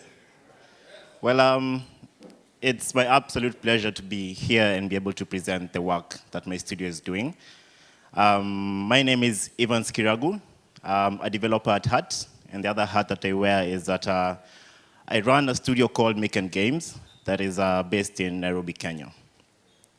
Now, as you can see from the first slide, I'm about to talk about a very specific game that we made. So the game is called The President, and I'm really happy to introduce The President to you guys because I know some of you have played it, but the story behind it is what I want to highlight today and talk about essentially a case study as to how we were able to arrive at The President. So a brief introduction. The President is a mobile narrative game, currently having almost 11 million downloads across the world. Most notably, it's doing really well in the US. It hit the #1 spot in the US App Store, both on iOS and Android, which is incredible. And then it continued to do the same in many other countries all over the world. Now, this is notable because this year, globally, it's the only hyper-casual game that has hit the #1 spot on both iOS and Android, and it came from Africa, which is incredible. Thank you so much. Thank you. Essentially, taking you through a couple of slides explaining how we came up with the idea, how we decided to work on this game, and every single step that is involved in coming up with what is called a hit game, right? All right, so obviously I'm not going to start with games, I'm going to start with cartoons. I don't know how many are familiar with the Powerpuff Girls, but I'm about to introduce a character called Professor Utonium. Professor Utonium is a scientist. And he dedicated his entire life to try and create the perfect superhero girls that would save the city. But in so doing, he didn't just do it once. He tried over and over and over and over and over again, failing every single time, but making sure to learn something from the previous step and implement it in the next iteration that he's going to do. But after doing all those things, eventually what worked is that he accidentally added a chemical X. Now, chemical X, we're never really told what it was, but it's what he added to the formula for him to be able to make these superheroes, right? And the reason why I bring this up is that it's very similar to our story. Before we came up with The President, it wasn't our first game. We made a total of 82 different games trying to get these games to the top of the world. So it's an incredible story of grit that I'll be highlighting shortly. And at the end of it all, one of my last slides, I'm going to tell you what our chemical X was, what we changed in our formula to get a game that actually stuck and achieved the level of success that The President is continuing to show. And then lastly, The President was published in July of this year. So it's been about 5 months. So it's an incredible journey. So I'll be touching on a couple of things, essentially highlighting the key takeaways that we experienced at the studio. So I'll be talking about ideation, the validation that we got on the concept, the gameplay, scale, distribution, and finally live ops, which is where we are at. All right, so ideation. This is very interesting because we've been doing ideation as a studio for a very long time. We've been in the space for about 6 years. And for The President, what it really taught us is ideation is basically trying to come up with a way to attract users. Now, I know it obviously are two different concepts. It doesn't make sense. But your idea should be able to get users' attention. That's what it is. So every time we're ideating, we realize that it's very important that we ideate and ask ourselves, this idea that I've come up with around a game, is it going to acquire any users? Is it going to get eyeballs to focus on the game? And the reason for this is because the App Store and the Google App Store, the two giants of distribution, are incredibly crowded. It's chaos in there. There's so many games, there's so many apps, and everyone is putting huge budgets trying to acquire users. And so it's very important that we as game developers, as app developers, we take a couple of steps back and think about how exactly we're going to acquire users way before we start coding out these games that we so love to do. And then we also noticed that in so doing, thinking about ideation in that sense, it's very important we think about what people are doing already. So instead of coming up with an idea, we think we go to where people already are. So we know people are spending time on Facebook. We know they're spending time on Netflix, Instagram, Snapchat, Twitter. Personally, I'm not so proud about it, but I spend a cool 1 hour on Instagram. And so guys are already in there. They're spending so much time there. And so it only makes sense for we as game developers and people trying to break through that industry to know what exactly is going on, what exactly is retaining people to keep coming back to these apps. And it's very, very important, and I'll talk about it a bit later on how exactly we were able to do this. All right, and then something else that really goes into ideation is the basic concept that ideation needs to focus on relatable content. If you're able to ideate around something that's relatable to thousands of people, then there's a very good chance your game will do well because they're already familiar with what you're doing. You don't need to convince them that this game will do this and that because they've already either seen it working, they've seen it in a video on Facebook, they've seen it on TikTok, or they've seen it somewhere else. And so it's very easy to tell them, oh, I made a game about something that you saw yesterday. And they'll be like, oh, really? You did? Oh, when I saw it, it was really cool, so I'm going to play the game. And essentially, that's the pipeline that we came across when we were working on this game. And as programmers, developers, studios, we have so many tools out there that can help us with this. We have Google Trends, which is big all over the world. It allows you to filter anything. I'm pretty sure I don't need to talk about Google Trends. A lot of us are familiar with this. Ads library on Facebook. Essentially, it allows us to not just see what games other people are playing, but to see the type of campaigns that the big studios are essentially running. You know, it's my responsibility as a game developer to be aware of the campaign that Subway Surfers are doing. I'm really aware of the ads they're showing to people to acquire users, and that allows me as a game developer to ideate around the same ideas, not really copying them, but because they have such a big budget, they're able to make something that works. And so myself going to the side and trying to reinvent the wheel doesn't really work. And so there are so many tools that allows us to do this. Stoglide and Sensor Towers, and the Sensor Towers of the world are also some really good examples.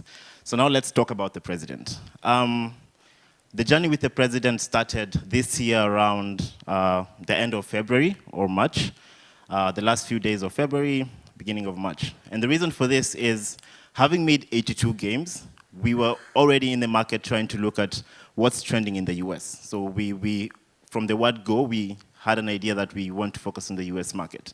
And so we studied the trends and the reports coming from the different tools that I've mentioned. And around that time, we noticed a very interesting peak in the word president in the US. We zoomed out a little bit, and we looked at the global keywords and searches going on in the entire world. And this is something that we noticed across the entire globe. We couldn't really identify exactly why the word president was trending all over. There's so many theories. Could be Biden and what he was doing there. I think there was a conversation around Trump coming back to Twitter. I don't know if that was it. Ukraine and Russia was happening. That could have been it. But there was a global conversation around being a president. That's one fact. Now, going back to the tools that I've mentioned, we looked at social media. And we saw on Twitter, what was going on is people were basically trying to play president. Everyone was saying, if I was Joe Biden, I would do this. If I was Cyril Ramaphosa, I would do this. If I was Ruto, from where I'm from, I would do this. Everyone wants to be president. And so we merged those two, and we came up with the idea, let's make a game around being a president. And then something else that we picked up from our previous games is we'd made so many games before that we knew humor is a big deal in games. If you have some humor in your games, then there's a chance you might retain users. And then something else that we knew for sure is power is essential in games that we were making before, because whenever we gave the player the power to do what they want in a game, we always had good results. And it's the same across. If you look at Minecraft, if you look at Fortnite and all these other games where you have a creative section on the side, where you allow people to play God and make their own universes, it blows up. And so those were the key ingredients in coming up with the president. I would like to note that with all that I've said, none of this was coming from us. We were just looking at the data and deciding that we are going to make a product that fits the data. It was there from the start. All right, so what did we do after that? We work in a really fast-paced, data-driven environment as a studio. And so essentially what we did, we came up with a concept right now. We took 4 hours to make a really quick demo of the game. Now, this wasn't a quick demo that was playable, but essentially was a video that we could put out there and try to gauge the marketability of the concept. It was a 30-second video that showed what would possibly be in the game, just a bit of narrative, and would allow us to get some numbers back so that we can validate the concept and see what's the market is looking like. So this is what we came up with. I am the president. Let's make some laws. All citizens should do squats now. Approved.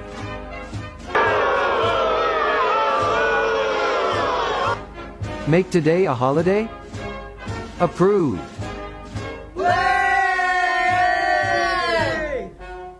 Arrest all citizens. Approved.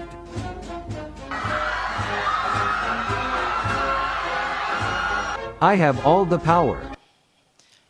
What's next? So that's a video we made in 4 hours.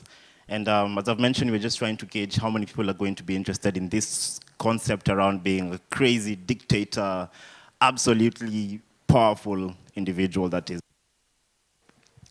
So we tested that, and as you can see at the top corner of my slides, these were the numbers that we got. We did a campaign acquiring around 600 users. Obviously, when they opened the game, there was nothing because there was no game. It was essentially us testing out the video and the concept. And then we were able to acquire users in the US at a cost of 27 cents on Android and about 23 cents on iOS, which are good numbers. Anything lower than 50 cents is commendable. And so this was the validation that we had. We'd come up with a concept from the market, took it back to the market to test, and we got some decent numbers. So now we decided to build out a version of the game that would allow us to test how many guys are actually playing the game. So we took about a week and built out a game that had about 15 levels. And what we did was take the same build, put it on the store, then run a campaign to acquire users and see if we're able to retain users. Right before I get to the numbers that we got back, I'm just going to touch on some of the things that we did to make sure that we're able to create a game that is scalable. So as I've mentioned, we knew from experience that humor was a big thing. We knew that power was a big thing, and we just merged it into our game to create a full experience. And so, very importantly, to this particular phase is the fact that we had a good idea of how much it costs to acquire users. And from that, we were able to predict exactly how many users we need to retain for us to remain profitable. And so, as we were designing the game, we had a number in mind. Our number was 40%. We need 40% of our users to remain in the game, at least on day one, and we need about 8 to 15% on a good day of day 7 users to remain in the game. All right, so these were the initial numbers. So our CPI remained the same. We were acquiring users at 27 cents.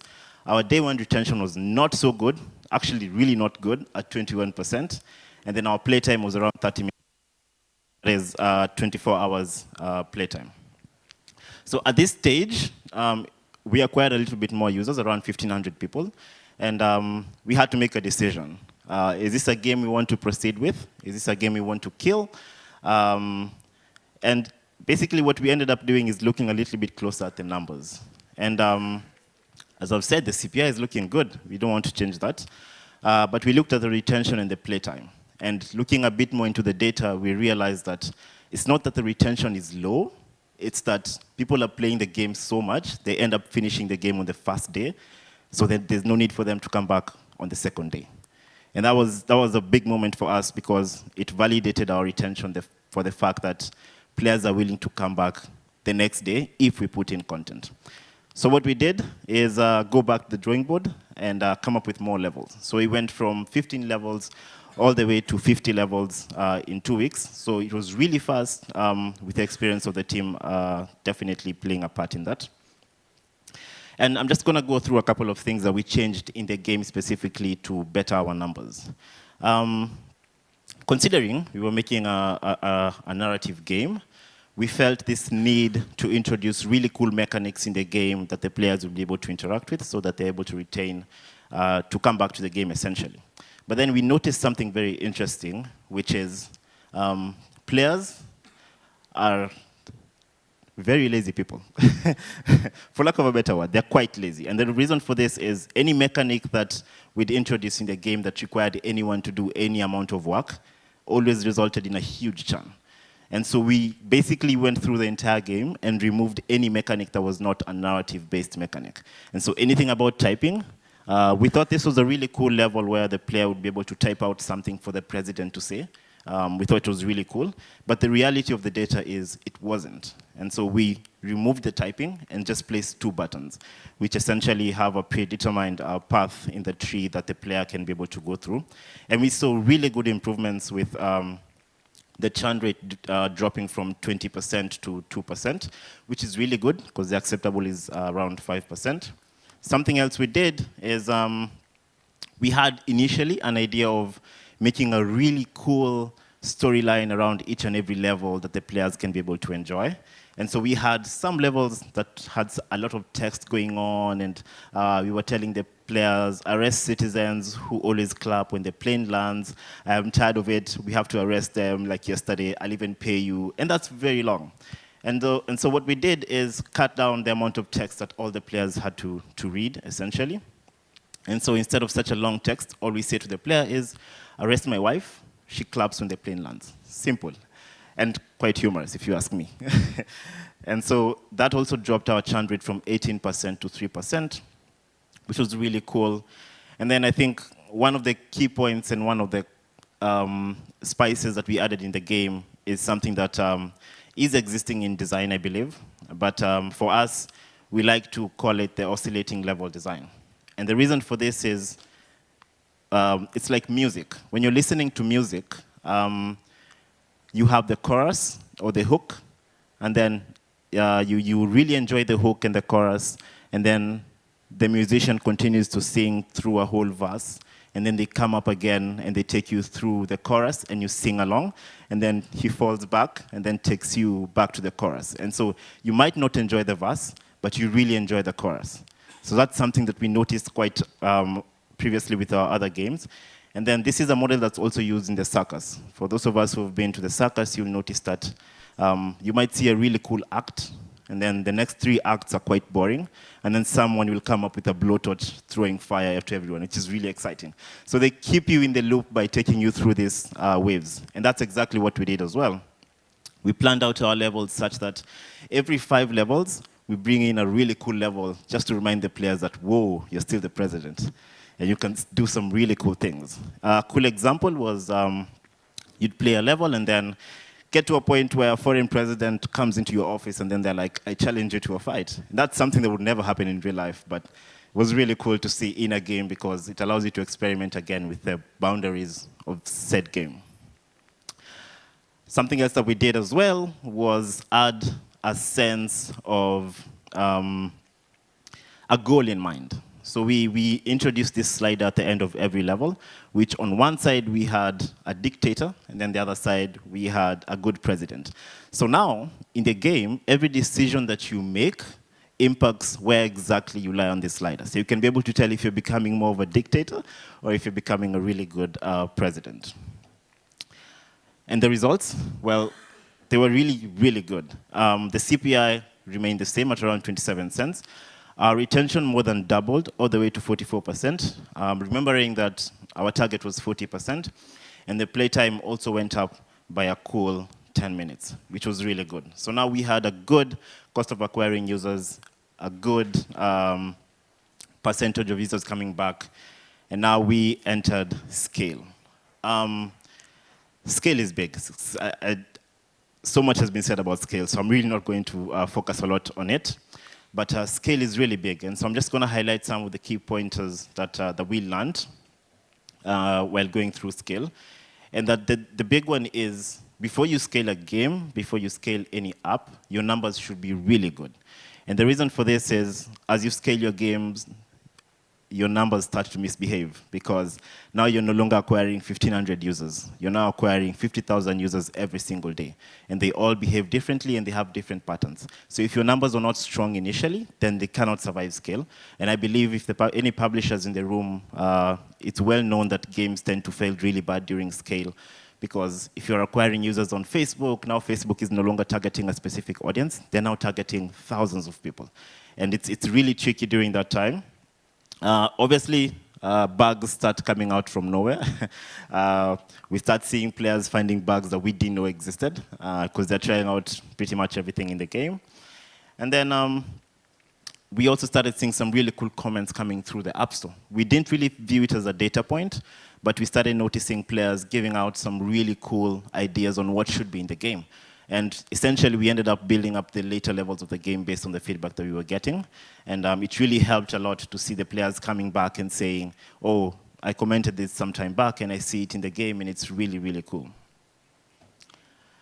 And then the stage that we are currently in, we're doing a lot of live operations. We're trying to keep the game profitable as it is. I really love this stage because, as developers, this is where we get to have fun. This is where we get to try out our craziest ideas in the game. So we're trying out what happens if we introduce a shop, what happens if we introduce daily rewards, and all these things that are really cool. And as most of you know, we do this through A/B testing. And then we're also doing some really cool localizations.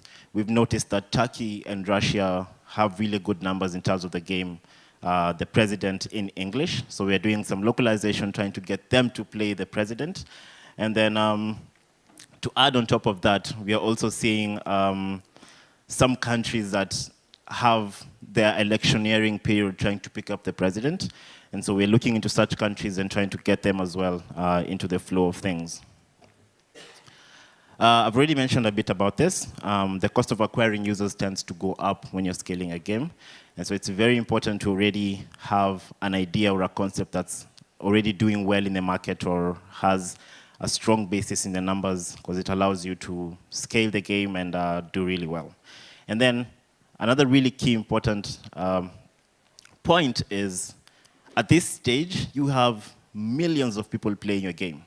And so what you're looking for is the small gains. You're not looking to improve retention by 50%. It won't happen. But then you're trying to increase your retention or lower your CPI by around 2%.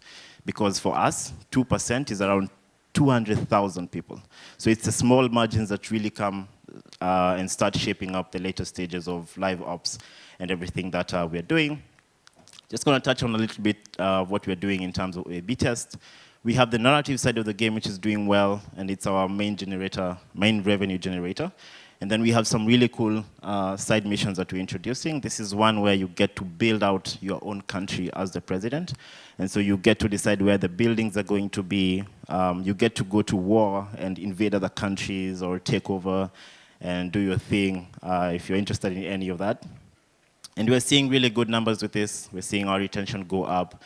We're seeing ads per user getting a ton of, a huge increase. But then on the downside, we're also seeing that with introducing side quests, you tend to distract users from the main generator of the game. So we are also, on the other hand, looking at the best place to introduce players to these really cool mini games. Maybe somewhere around level 10 when they've played enough, they've gotten a hang of things, and then they get into the mini games. We're introducing daily rewards. This is an A/B test that ran a couple of weeks ago. Being in live ops, we saw a huge jump in retention, about 3.5%, which, as I've mentioned, is really big when you're scaling the game to millions of people. And essentially, the rewards that you get every single day for coming back into the game. So I finally get to answer what was the missing element, what was our chemical X. And I have two of them.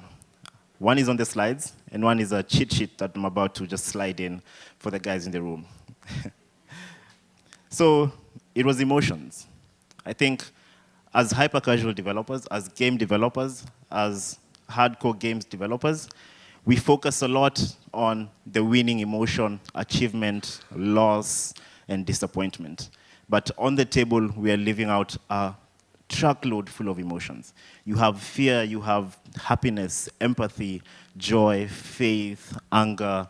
That's all on the table, and as a creative, it's up to you to put it in your game. Now, you can decide to put it, and you probably see an increase in your numbers because not so many games are doing it, especially in the hyper-casual space. And then, just as a quick note is, we are getting to a point where it's not just about playing your game, it's about feeling your game. If a player can feel your game, if they can feel the wave of emotions, remember the wave that was in my previous slide, if players can feel the wave of emotions you're taking them through, then they're likely to come back. And then the other one that's not on the slide is data, quite prominent in my presentation. It's data, and the reason for this is because everything we've done with the president, everything we continue to do with the president, we're not doing it because we want to do it as developers. We are doing it because it's what the market wants. Every single feature we are adding, we test it. If it's good, we put it in the game. If it's not good, we kill it. No emotions, no questions. The numbers do not lie. Thank you so much.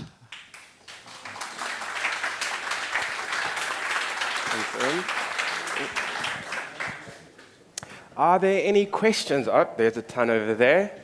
I'm going to bring the mic through, and you can use the lectern to answer. Hands up. Who's the first question? There we go. Fascinating, thank you. Did you manage to find your UA on your own, or did you need a partner at the beginning to bootstrap the effort? Yes, you can hear me good? Can you hear me? Yeah. Okay. Good? All right, so we are working with a publisher. The game was published by Crazy Labs. Okay. Yeah, with some incredible help from Carifast from South Africa. I don't know if they're in the room, but they also really helped out a lot with that. Okay. Yeah. And so, just did you experience TikTok as a UA channel, and do you have any feedback on it? It's kind of new, so. Yeah. So when we were testing the game, the numbers I've given are for Facebook specifically, but we were testing the game on Facebook, on TikTok, and Snapchat as well.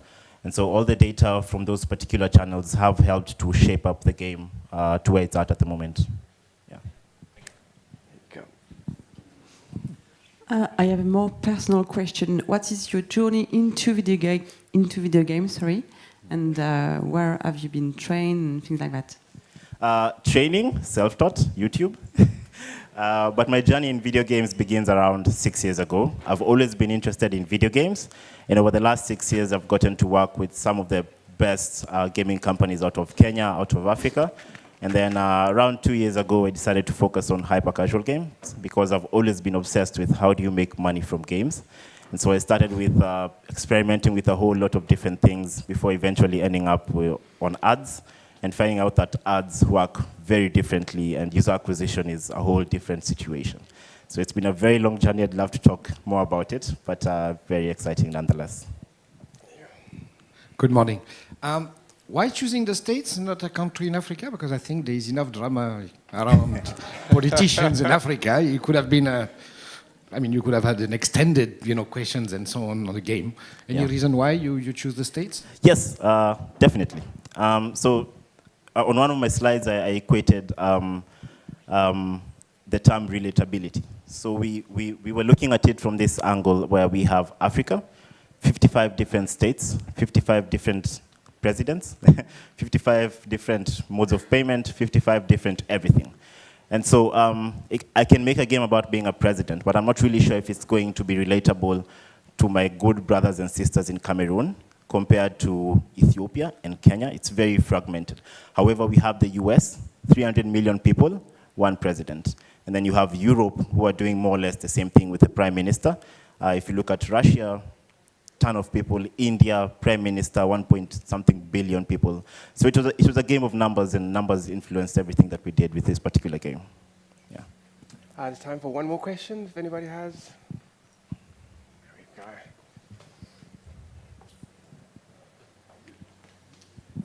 go. My question is just around during that scale up of the game, did you have to increase your studio size? So through the duration of this game, getting this big hit now and all of a sudden having to support all these extra users, did your dev team increase at all as well? And if so, by how much, if you can share those numbers? Yes, absolutely. When we initially came up with the idea and did our validation and everything, the team had 3 developers in it. At the moment, as I speak, we have a team of 8 back in Kenya doing all the back end and allowing me to speak about this game particularly. But yes, we had to increase our capacity with having a game that's doing so well in the market. We have a ton of bugs coming up, and then we have a ton of features wanting to be put in the game. So inevitably, we had to increase our size tremendously. But yeah. Cool. That's good. Yeah. Thank you so much. Thank you, thank you.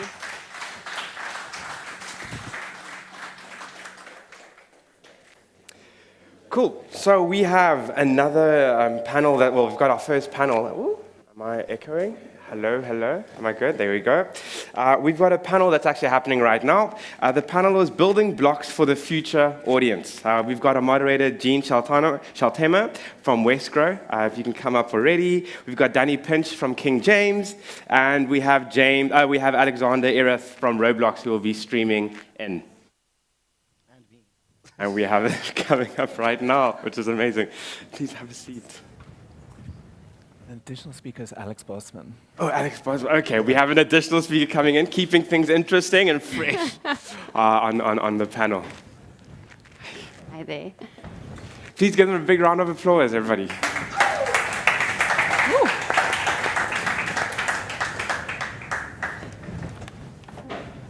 Ready for us to kick off? Okay, so hello everyone. I am Jean Skeltimer, the Chief Marketing Officer at Westgrow.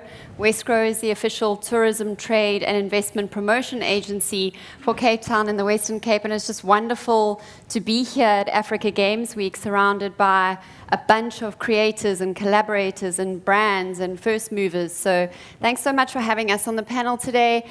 We've had an introduction already, but we have the teams from Accenture Song, King James, as well as Roblox US, Alex Ereth, who will be dialing in all the way, there he is, in California to answer some questions a little bit later on. So let's start with why we're here today. So we embarked on building Table Mountain in the metaverse environment in Roblox. And so we'd like to take you through a quick presentation to show you where we are with it, what have we learned, what are we excited about. But I think before I do that, I would like to hand over to everybody just very quickly to outline their place in the ecosystem. So I sit on the client side at Westgrow, so Danny, over to you. Yeah, so I'm an executive creative director at King James, now part of Accenture Song. And I've worked across digital marketing since end of the 90s. So I've gone through various incarnations from starting in online PR and then into social media and more recently into, I guess you could describe it as more immersive digital spaces. And hence our obsession with Roblox. Hello, I'm Alex. My voice is quite loud. I also work at King James, part of Accenture Song. I'm a creative group lead technologist, so I work, we're heading up in department of mainly focusing on immersive tech and kind of trying to find new ways of telling stories with technology that comes out, looking at platforms, looking at hardware, looking at software, finding interesting ways of breaking things so we can use it. Great, and over to you, Alex. Hi, my name is Alex Ereth. So I've been making games since 1991 on the Auditorium links, and I joined Roblox about 1 year ago as a principal programmer on the Avatar team, where I specifically work on the look of avatars, and the team specifically, I don't know if people heard of the layered clothing technology that we released not long ago and just recently dynamic heads. So I'm on that group, working anywhere from Lua all the way down to C++ to implement in the engine whatever we need to make the avatars better. Great, thank you so much. So I think at this point we'll move straight into the work. So Danny, if you could please click us through play before you stay. Have you got a clicker? There we go. Need this.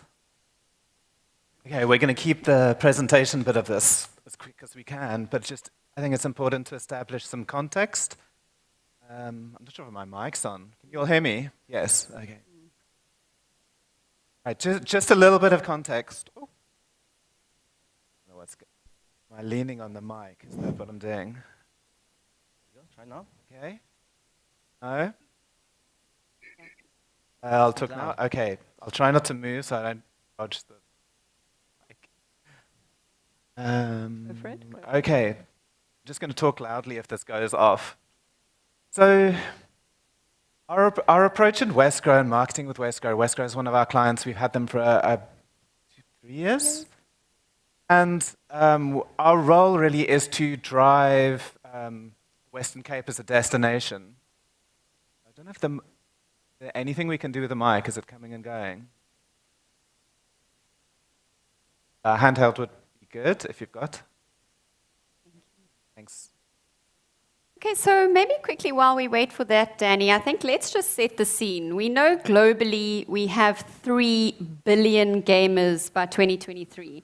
We have 38,000 game developers. So really what this tells us is that there's a beautiful picture emerging around what we can do as brands, as creators. It's the time now for us to enter the space. So Danny, are you ready to kick off again? Right. Technology. Let's hope this will. I'm really not having a good day. Go. Okay, so our approach with Westgrow has always been around media hacking. So we have done campaigns with messenger bots, basically hacking messenger bots, go from a customer service to a... Just project really loud. Yeah. Okay, now you need to use my drama school training and project to the back of the room. So, so we've worked, our work is typically in interesting digital spaces. As I mentioned, we've worked in messenger bots, we've worked in podcasts. So we created a podcast which basically was designed to make you dream of the Western Cape. So we figured out the science behind lucid dreaming and turned that into a podcast. And our aim is you listen to the podcast as you fall asleep and you start to lucid dream. I'm just sharing these. This has got nothing to do with games, but they have everything to do with our approach, which is around taking a digital platform and figuring out how can we play with this to tell a story. Let's get into the actual Roblox. I think there's one more stuff. Oh. Gosh. I'm so glad this is the next slide. Getting comfortable with imposter syndrome. I think both today and in our approach in general, we have to be really at home with imposter syndrome because we're working in spaces which we've never been. I mean, as an ad agency, traditionally, our business is making TV ads, supposedly. But we're really not interested in, certainly we're not interested in doing that. We're interested in being in interesting digital spaces, which means when we become a podcaster, we have to enter that industry as an imposter and figure it out and figure out how we use it. And as we enter the gaming space, we're doing a very similar thing. We have some transferable skills, but we have to learn a lot. And also, following a presentation where somebody has achieved 10 million worldwide views, you can understand we have some imposter syndrome. You have to be comfortable with it, otherwise we just don't learn. And I think the thing, personally, I'm super interested in this, and as an agency, we're really interested in this. We're interested in stories that feel like games, and games that feel like stories. So we're not making games to earn a profit from the game sales. We're making games to tell a story and to communicate on behalf of our clients. And by having our audience visit it, pick up an important message. So in the case of the work we're just going to see now, that would be around appeal of the Western Cape and specifically Table Mountain as a destination. Right, hopefully this will play and you can see a bit of the game that we developed. Hopefully. Tourism, one of the most important parts of the Western Cape's economy. bringing in millions of tourists each year and billions of foreign money. The pandemic destroyed that, and the effect was devastating. With the world's tourist destinations now open again, competition is fierce. Whilst parents pay for holidays, often they don't make the decision on where to go. Their kids do. But almost all tourism ads are targeted at adults. So we did the opposite. Introducing Play Before You Stay, a place that allows kids to experience the Western Cape virtually so that they can get their parents to take them to experience the Western Cape in reality. We created a digital replica of one of the Western Cape's most famous destinations, Table Mountain, in one of the world's most popular kids' destinations, Roblox.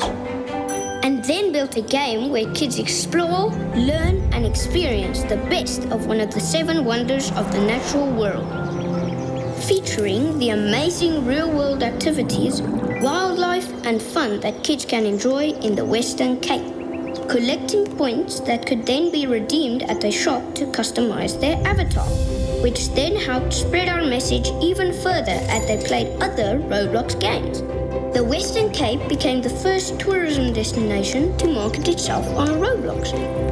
There's an entire playable Table Mountain game and objects to collect in this lovingly detailed render.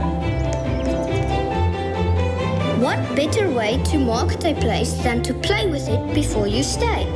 Play Before You Stay is a new form of tourism marketing, putting the Western Cape on the map for the next generation of travelers.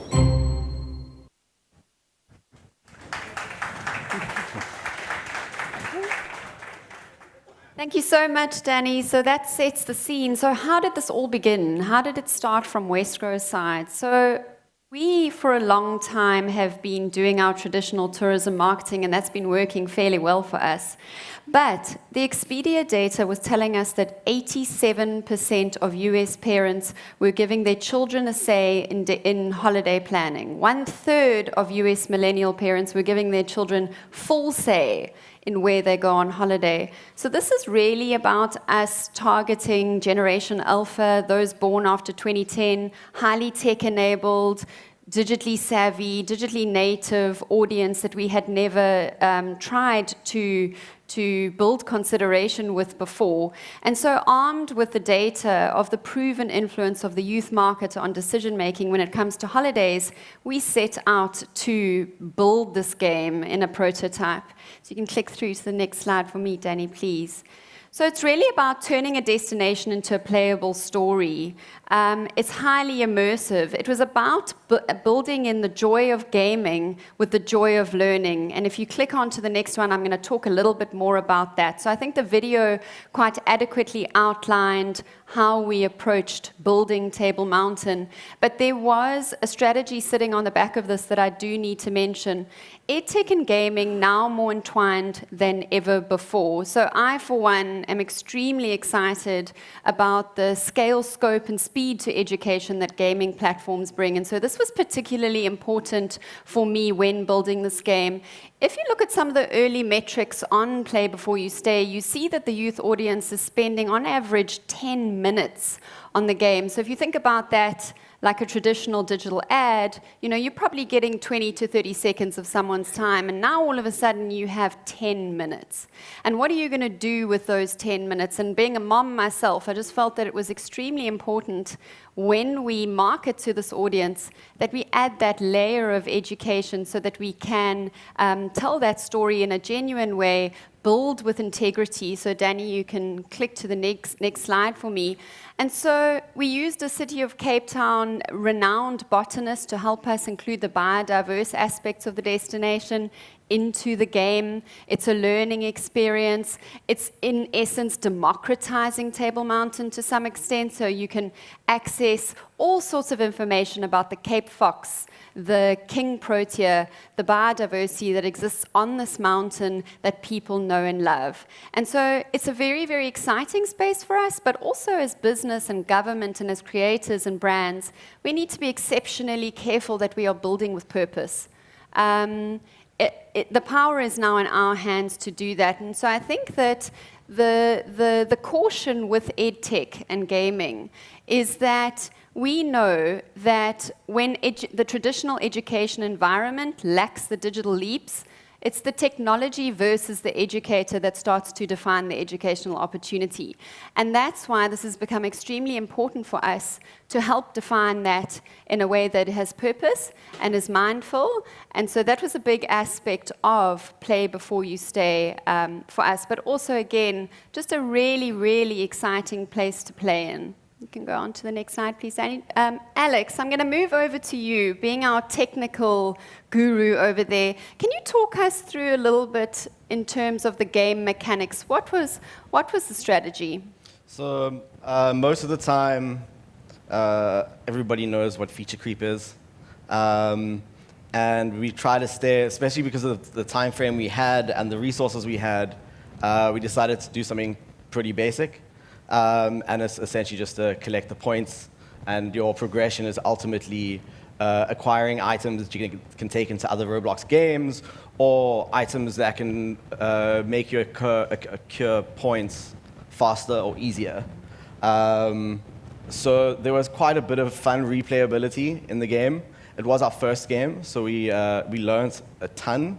Our first Roblox game. So yeah, ultimately it was a puzzle platformy kind of thing with a bit of collection. Yeah, pretty much. Yeah, I think the other thing to just mention, so I've got 2 tweens at home, and our obsession with Roblox kind of came from looking at their behavior during the pandemic. So instead of, they couldn't go on play dates, but instead they were basically hanging out around a virtual campfire in Roblox, toasting virtual marshmallows, and they were basically chatting with their friends. There was a little bit of gameplay, but they were using it as a hangout space. So that really was a starting point for this. Yes, there's game mechanics in here, but it was also really important for us to consider the social gaming aspects of this and to have kids wander around Table Mountain and explore it, hopefully with their friends, and pass it around their friends. And you know, if they want to go and hang out in the treehouse and use that as a playdate space, that's there for them. So we'll wrap the slides up in a sec. I think it's worth just saying, so this isn't the Climb Table Mountain. This is the next game that Accenture Song has worked on, same team. And as Alex says, you learn a heck of a lot when you make these things. So all of the learnings that we get from one game, we pass into the next one. And we're busy working in development now. In fact, we've just been reviewing it this week. A much more ambitious game. It's set in the Karoo. We can give away a little bit in terms of its Starlight Adventures in the Great Karoo, Cape Karoo. I think we've just changed the name. And it's basically ghost hunting. So when I was talking to my daughters about this, and I was talking, well, you can go stargazing, you can go ghost hunting. It's set in a virtual version of Prince Albert, by the way. They were like, ghost hunting. Okay, but you must make it scary. Like the very, the harshest creative directors we have are actually this 12-year-old and the 9-year-old, and they give a lot of, you learn a lot about tweens and what they're into by letting them like brutally dissect your game. And yeah, onwards. Yeah, so yeah, we're working on far more games, a lot of Roblox, many other platforms. I think an incredibly important thing to consider, and I think it was said in the case study, but when specifically in advertising or any kind of community-based platform, you need to kind of ensure that you either have the viewer base already in that ecosystem, or you make the thing that you're creating a full destination. So for Roblox, obviously there's that 57 million kids log on to Roblox every day. So the user base is there. So if you're designing a game based on that target market, it's awesome. Where the game one was the other way around, where we had to kind of figure out a destination for people to go that then would ultimately, if they don't already play Roblox, create an account. Because I mean, that's a huge barrier to entry for a lot of potential gamers, is you press a button and you have to make an account or download something. The great thing with Roblox is it's it's almost a background download and you're in, but you still need to make an account. And I think that's an incredible bit of information, a big learning point that we kind of went through. Thanks so much, Alex. And I think if I can quickly touch on something before I move over to our other Alex in the USA, I would like to quickly mention the metrics that we've been using for this. So really important for everybody to understand that this is an iterative process.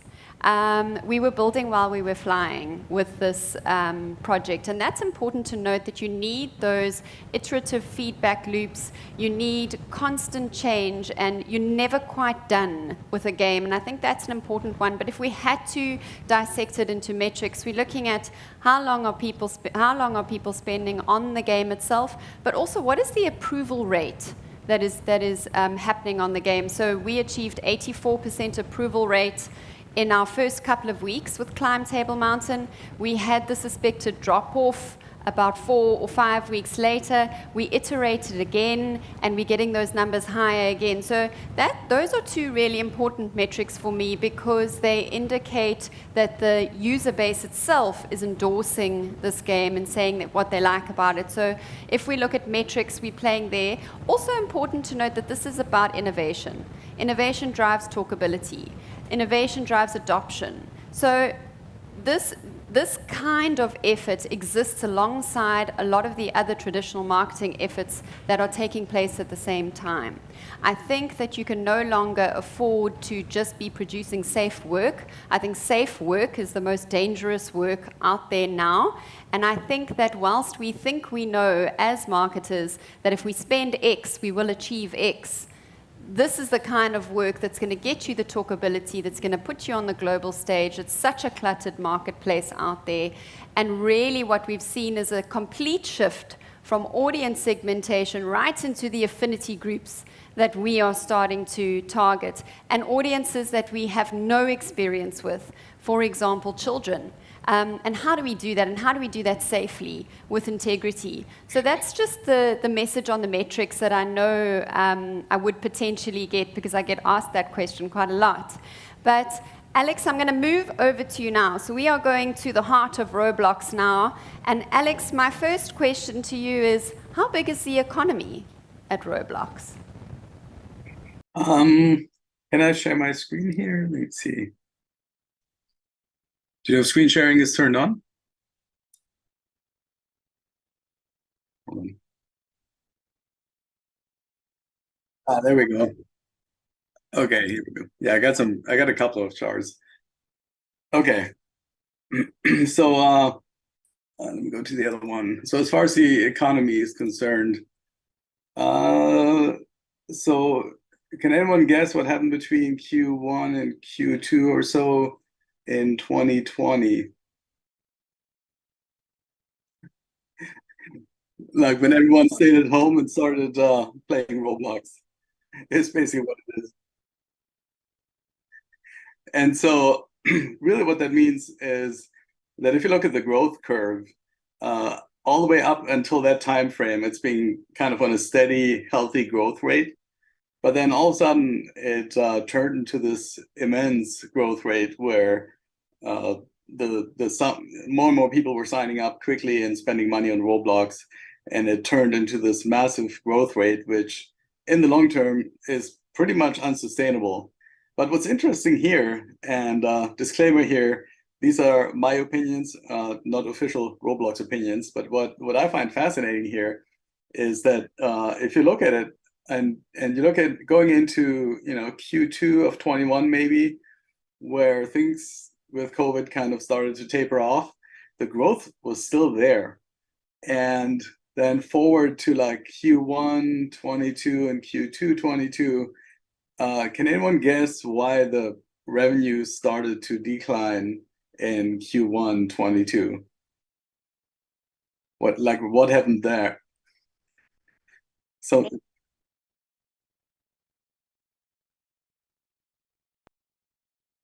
there was another event. So the war in Russia and Ukraine started, and the economy dropped, and also the dollar really gained a lot of strength. versus European countries. So what that meant for us is that a lot of the revenue that came out of Europe now was worth less money, less dollars, basically. So all those factors combined, you have COVID, you have the Russian war, you have the quote-unquote recession, and you have a stronger dollar. But if you look at it between about Q3 21 and Q3 22, it's still slightly higher compared to a year ago, even though all this turmoil happened. Which so if you take all the factors I just mentioned out, then it's still on a healthy growth rate, which is pretty amazing. And to that, over the last 12 months, or actually, let's talk about I guess the year 21 was roughly, it was close to $2 billion, and it looks like for 22 we're on track to be well over $2 billion as far as total revenue. And the way that's usually split up is that about 3/4 or so goes towards Roblox, and 1/4 or so towards the creators. And the reason is because the infrastructure that we're running, we have servers worldwide that are connected via fiber optics for low latency and whatnot, and all that has to be maintained, the electricity, and then we have a bunch of engineers like me, and scientists, data scientists, to analyze user. When we release a new feature, we like to know what kind of impact it makes and all those kind of things, and all that has to be paid for, and it's very, very expensive.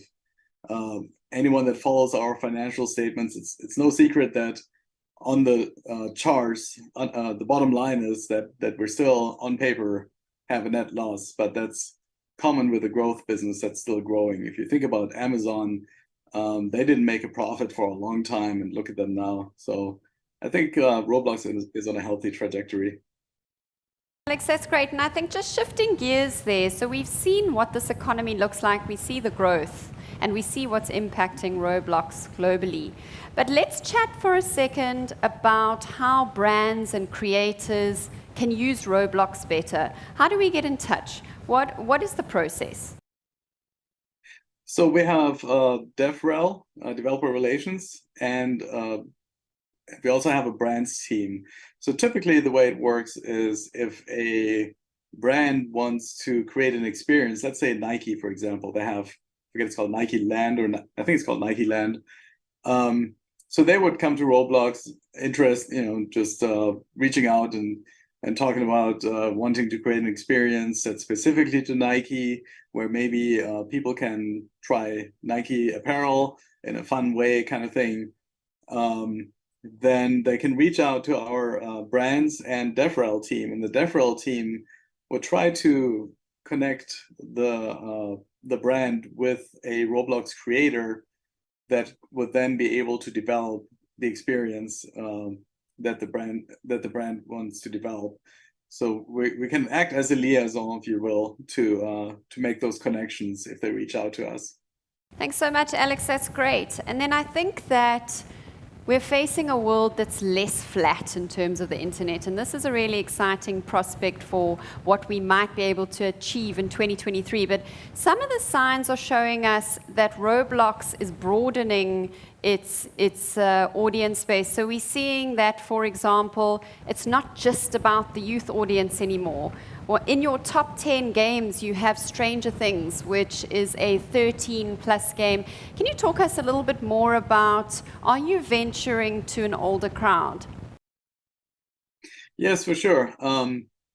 So I think there are several driving factors. One is the younger Roblox players that are now getting older. We'd like to keep them. So it'd be nice to have offerings and to continuously innovate and develop the platform to enable creators to make experiences for the older crowd. So for example, voice chat is something that we had released, and it's only available for 13+. And that is something where, it's like if you're a little bit older, then just typing back and forth may get kind of old. So voice chat is a good alternative.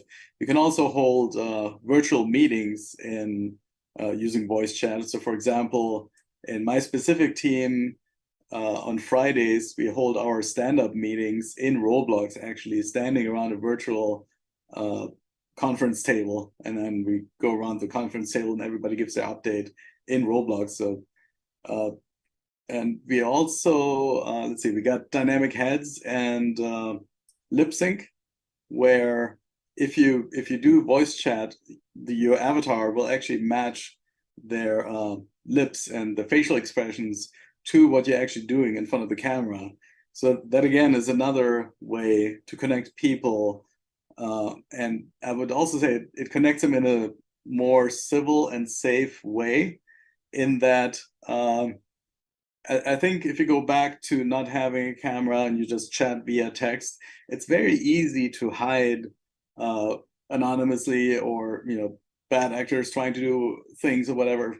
Bad actors being like just kids that want to prank kind of thing.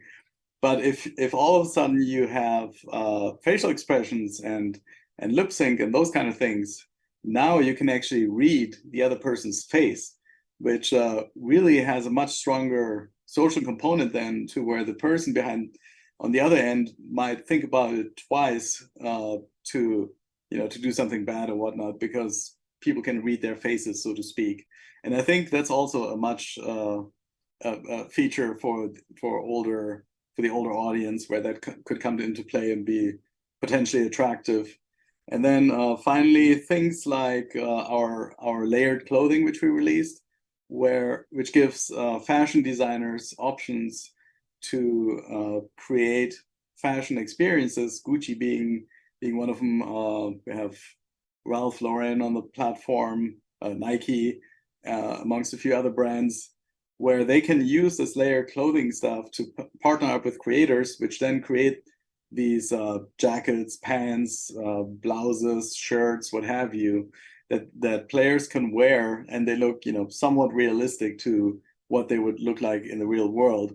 And they will actually go out and deck out their outfit based on the virtual world experience, because it is so close to the real look. So that's another opportunity for brands to bring in or to attract older audiences. And also our virtual concerts, I would argue, is probably another driver for the older audience. We had 21 Pilots on the platform, Lil Nas X, which I believe was the first virtual concert, but the sky's the limit. Elton John, the Elton John Experience just came out. And that's definitely, it's for the younger and older audience, but I would argue that there's probably a higher percentage of the older audience that's familiar with Elton John versus the younger audience. Thanks so much, Alex. And as we wind down the clock here today, I was going to ask you what the mega trends for 2023 in terms of Roblox are. But I think we can hear that it's going to be a move into an older audience space.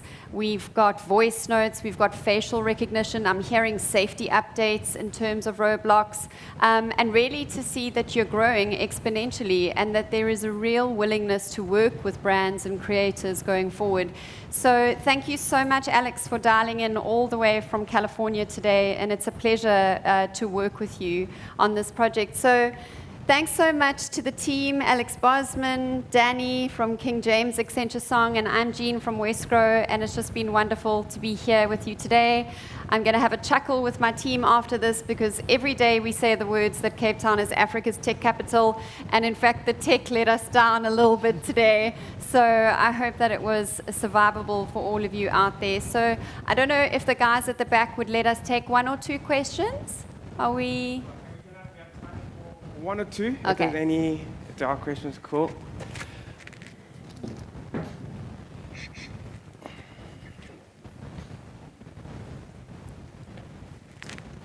Thank you, guys. First of all, amazing experience.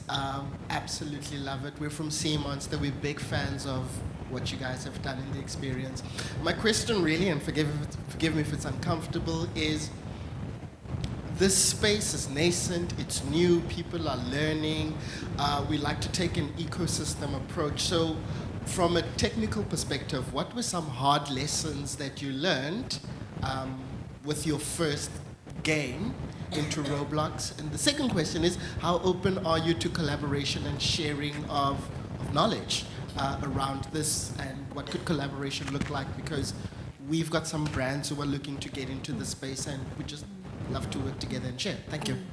So I'm going to hand that over to Alex in a second, but I will say that from a Westgrow point of view, we're massively open to connecting people to play in this space. After launching Play Before You Stay, I can't tell you how many emails I got from brands, from business, just asking me, who made the game for you? How do we get in touch with those people? So we're always good at connecting if anybody would like to reach out. So Alex, I'll hand that over to you from King James side. Yeah. So this was my very first time building within Roblox Studio. I've built in Unity and Unreal Engine mostly. Majority of my time in Unreal Engine. So I'd never touched Lua before.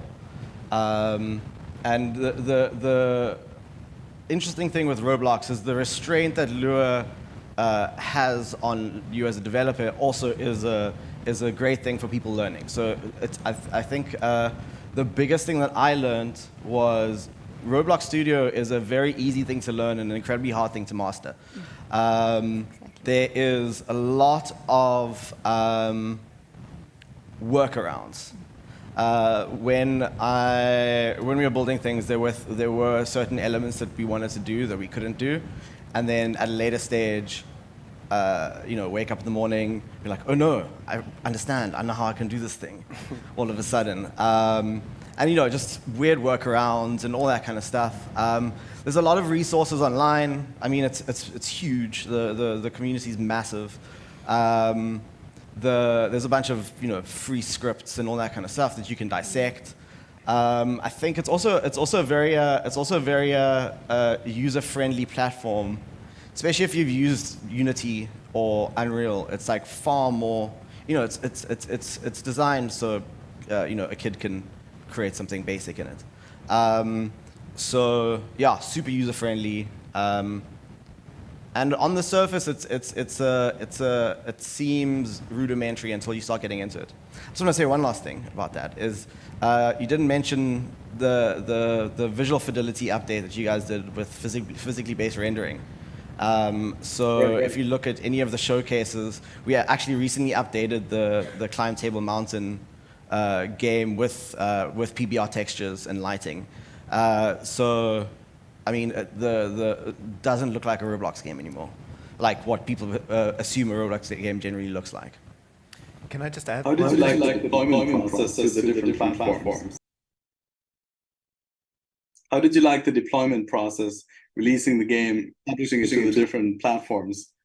Incredible. So also another thing, on to that point, a lot of people who've never used Roblox before, didn't know Roblox, ask me what it is, and the main thing I would say to them is that it's not a game, it's a platform, and I think the best way to explain it is like Instagram but for game developers.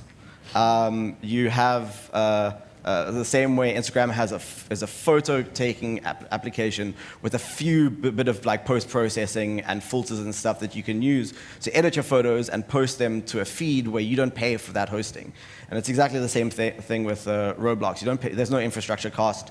Anyone can upload anything. And it's literally type in the name, select your platforms, click publish, and then it's live. It's pretty incredible.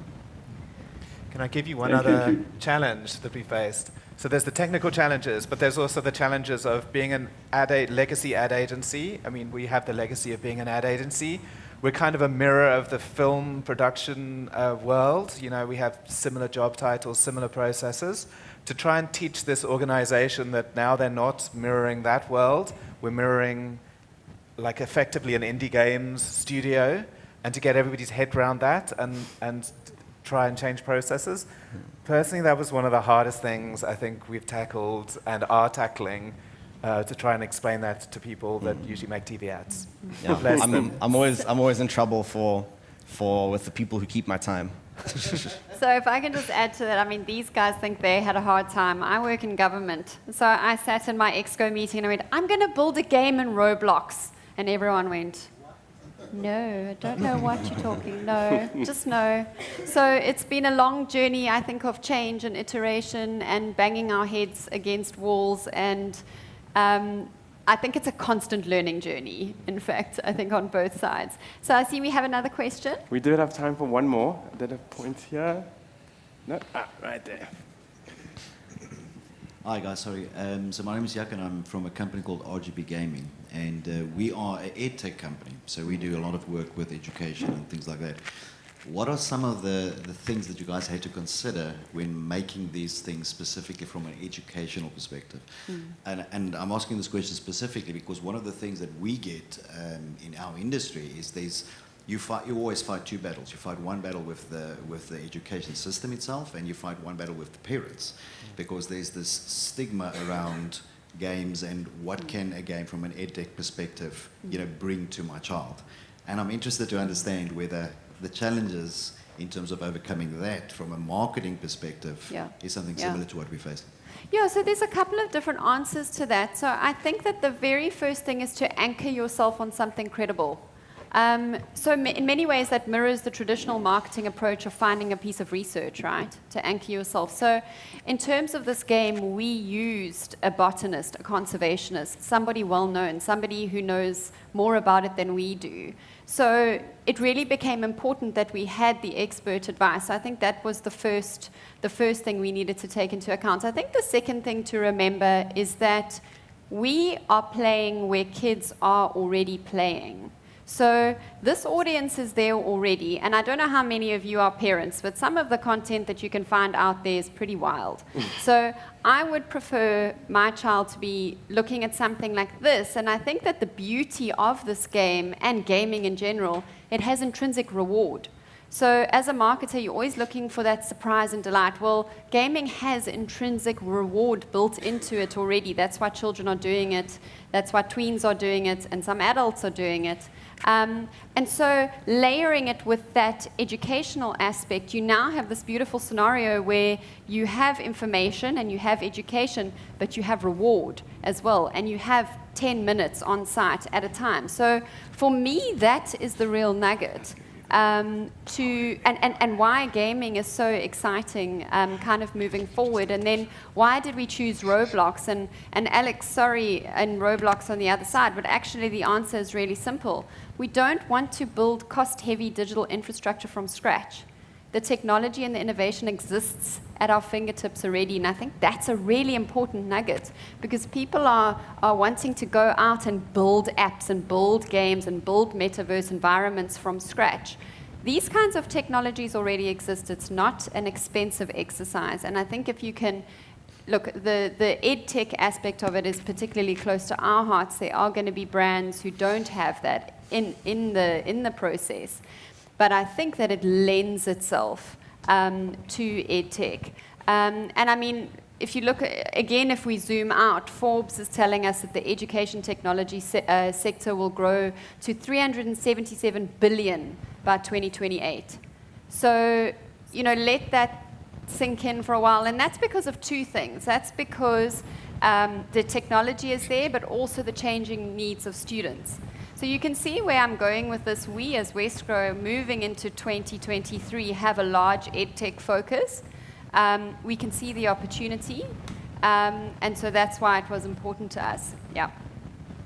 Sure. I'd also like to add that we have a whole team that helps creators and educators with educational Roblox experiences. So if a school wants to use Roblox as a teaching tool, then we have a whole team built around helping them do that. Thanks so much, Alex. So I think we are probably well past our time and get off the stage now. So thanks so much, everyone. It's a pleasure to be here with you today. Thanks, guys. Thank you.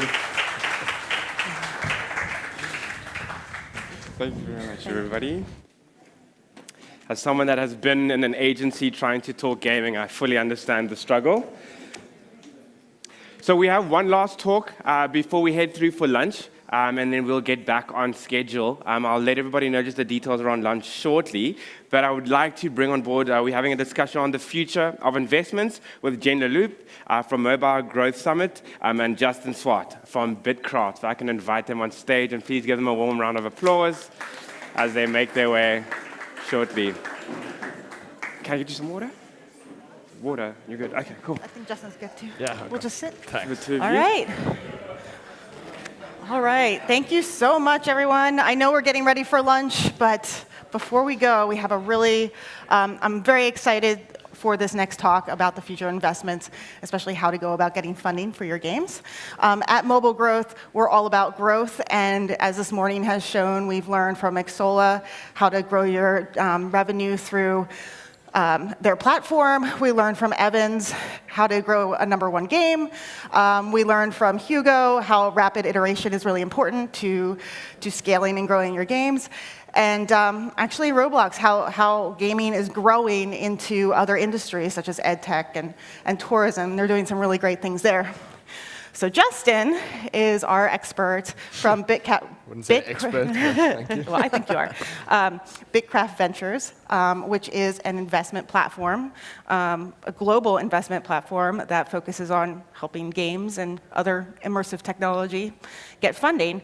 And just to start off a little bit, Justin, why don't you tell us your background and how you got into the role you're in today? Yeah, so thanks so much for having me, Yeah. Jen. Thanks everyone here. It's really amazing to see the kind of depth and excitement and passion for the games industry across Africa that I also share. So it's really invigorating to see this and be here. A bit about my background. Born and raised here in South Africa. I studied finance. I did my master's in it on the quant side. I think as any aspiring finance graduate tends to do, I went into investment banking. Worked across a whole number of sectors on M&A teams across the country, and then eventually found my way into a venture capital firm down here in South Africa that some may know, called Newtown Partners, where I was for about 3.5 years. And that was really great. Invested across a whole number of sectors in Africa in venture capital. We did, it was a bit before my time, but we did some earlier gaming investments. But at the firm I led and worked on a lot of our Web3 and crypto investments. And about 6 months ago, I ended up at Bitcraft, mostly because I have a passion for gaming and a love of it. I mean, I think I was, before the sort of ray tracing graphics cards were coming out, like way, I don't know, 10, 15, almost 20 years ago, I was trying to just sell crap to my friends at school to buy the latest GeForce cards so that I could build computers. So I've just always kind of embarrassed my parents by the amount of games I play, and that sort of led me to Bitcraft, where I'm very fortunate to get paid to sort of invest in really smart people such as yourselves, and also play test games. Awesome, awesome. So why don't we start off a little bit with the process? Like, venture capital is not necessarily a very straightforward process. There is kind of a series of steps you have to go before you get into the venture capital range. I mean, I know we see on TV this game got 15 million in VC funding, and it looks really cool, but how does that happen? Can you just walk us through? Yeah, sure. So I'll keep it very sort of basics. I'm not sure if many people have sort of gone through this supposedly mystical VC process. That is really not that difficult, but what you typically have is companies across their life cycle tend to need to raise capital for whatever they need to do: operations, capex, finding customers, growing. And venture capital sits right at the front, right at the beginning of a company's life cycle, typically. And that means you're typically very high on the risk spectrum. So you take a lot of risk because failure rates are quite high. And so what you see, and you know, for any of you that read whatever publications, TechCrunch, VentureBeat, GamesBeat, you'll typically see company X raised, Series C, A, B, whatever it may be, in funding. And what that just typically means is that a company has taken on capital, and given away a proportion of equity to new shareholders. And they've raised that capital to fund whatever it may be. I think for everyone in the audience, mostly relevant to a game studio, and that would be just hiring sort of a team to build out a game that you would like to build. It mostly goes towards staff and salaries. And so the typical way that this works is a company takes on funding. Rule of thumb is companies would give away 20% equity. And again, I'm keeping it very kind of high level here. Would give away 20% equity in a funding round. And that funding round would have a name, and this nomenclature is a bit silly in my opinion, but you get rounds called pre-seed, which is typically a company with just a pitch deck and a team and an idea. You have a seed round, and that is when stuff has been built and there's maybe something to look at, or some tests have been conducted, or a hypothesis has been tested and there's something to show for it. And then the sort of naming goes up: Series A, Series B, Series C, Series D. These are not hard and fast or is not hard and strict rules, but they do tend to denote the level of progress that a company has and where it is on its life cycle of growth, and I guess how much risk there is in the company.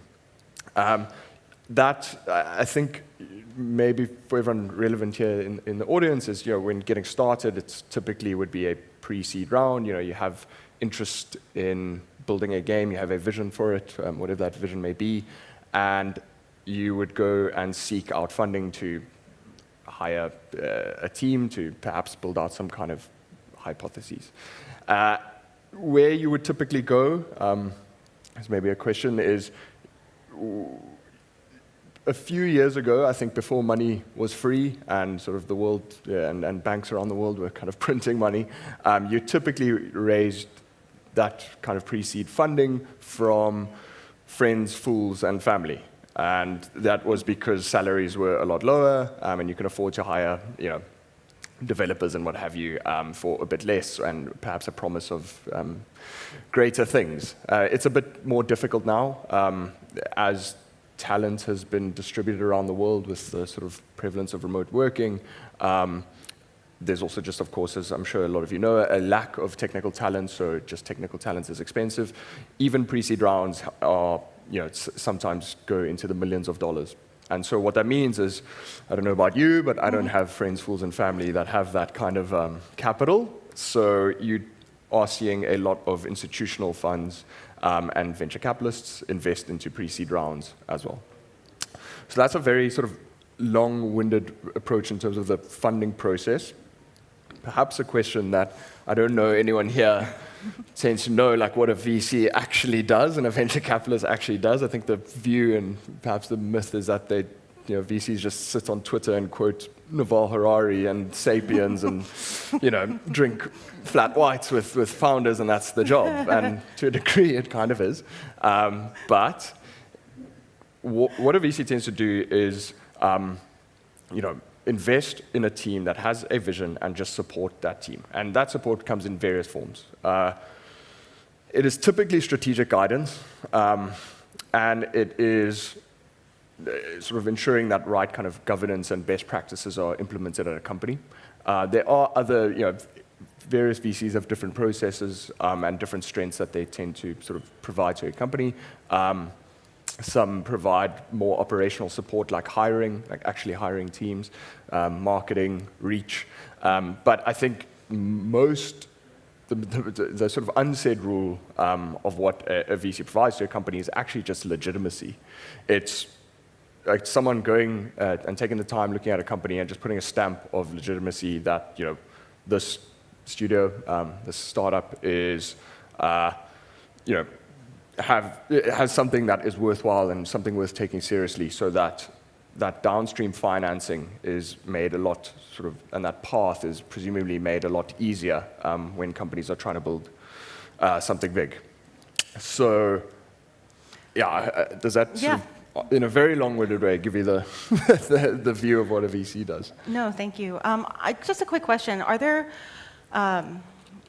Let's talk about candidacy for a VC. Not every game developer or studio may be a candidate for it. So do you have any tips or recommendations for how to evaluate whether you might be a good fit to even go down this road? Yeah, that's such a good question, actually, because you mentioned the articles that you tend to see, whichever studio raises $1 billion, million, zillion dollars, and at some ridiculous valuation, and it tends to drive some kind of, I don't want to call it envy, but that gets put up on a pedestal as that is the mark of what you need to achieve. And I don't think that's a good. I don't think that's not a great direction that the industry has gone towards. I mean, raising funding is the first step. Building a big company or a great game or a great studio is actually the end goal. So to answer your question, I mean, I am very biased to say that I think everyone should try raise venture capital because I would love to invest in the smart people sitting in this room and at this conference. But the unfortunate reality is that is not a great answer and not great advice. And the reason for that is that the venture model is only really suited to certain types of companies. And to understand that, you have to understand like the just venture capital model. And I'm going to go dive into this a little bit. But if you recall, I mentioned that VC sits really high on the risk spectrum, really early in the company's life cycle. So what that means is that out of 10 investments that a fund makes, about 6 of them are going to fail, as in completely go to zero. It's so hard out there. I have so much respect for builders, for people building companies, just really getting out there in the trenches and doing what you do. Like, it's actually really, really incredible. I mean, my job is just comparatively so easy. I get to sit at the front seat of kind of human ambition and people trying to build great games, great companies, and what have you. So it's just so hard out there. 6 companies will fail. 2 to 3 will produce middling returns, and middling means it just hasn't been great in terms of the kind of return targets that a typical fund tries to invest in. And then 1 to 2 companies tend to generate the entire fund's return. And generate the entire fund's return means that it has paid for all of the investments that failed, all of the investments that were that produce middling returns. So it's often just one company that shoots the lights out, or one studio, one game that absolutely shoots the lights out. And so what does that mean? That means that the investments we need to make need to have that potential of just becoming globally relevant, game-changing companies, because they need to pay and make up for all the losses that were incurred out of a fund, and those losses were incurred because you're investing at such a high risk sort of part of the life cycle. And so what does that mean for gaming, or relevant for gaming here, is that typically, I think we chatted about this, like typically a good example, I don't want to be too prescriptive, indie games and indie studios tend to have a very difficult time raising venture capital. And the reason for that is that the market just, if you look at the data, tends to be a little bit smaller than larger mainstream games, mainstream games that larger studios produce. And when that market and that opportunity is a lot smaller, it raises the bar for VCs to invest in indie game studios. So it just makes it a very difficult task for indie studios to raise funding. And the reason for that is that it is just perhaps not all the time, but it's sometimes a very difficult fit for this venture model because, again, one investment has to shoot the lights out to pay off the entire fund. So what are your options out there? And again, I don't want to be too prescriptive. Of course, I would love to invest in all things, and I'll give an overview of what Bitcraft likes to invest in and how we invest. But your other options typically are bootstrapping. I mean, I think everyone here may know this, but you have great examples out there in the world of companies that have bootstrapped, self-published.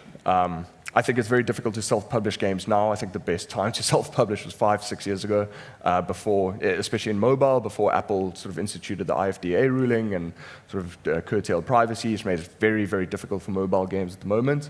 But I'm sure sort of a lot of people in this room may know this. But there's great examples out there of companies that have done this successfully. I think Stardew Valley is one on Steam. I think it's a lone dev. made $300 million, I think, is the stats I've seen. And this is just one guy by himself in a room, with a very passionate community around him and the support of a community to build this kind of game. And I mean, even if, I think when we chatted about this earlier, is that, I mean, even if Stardew Valley wasn't such a massive success, like even if you built a game that generated $1 million in sales, maybe even $500,000 in sales or what have you, let's say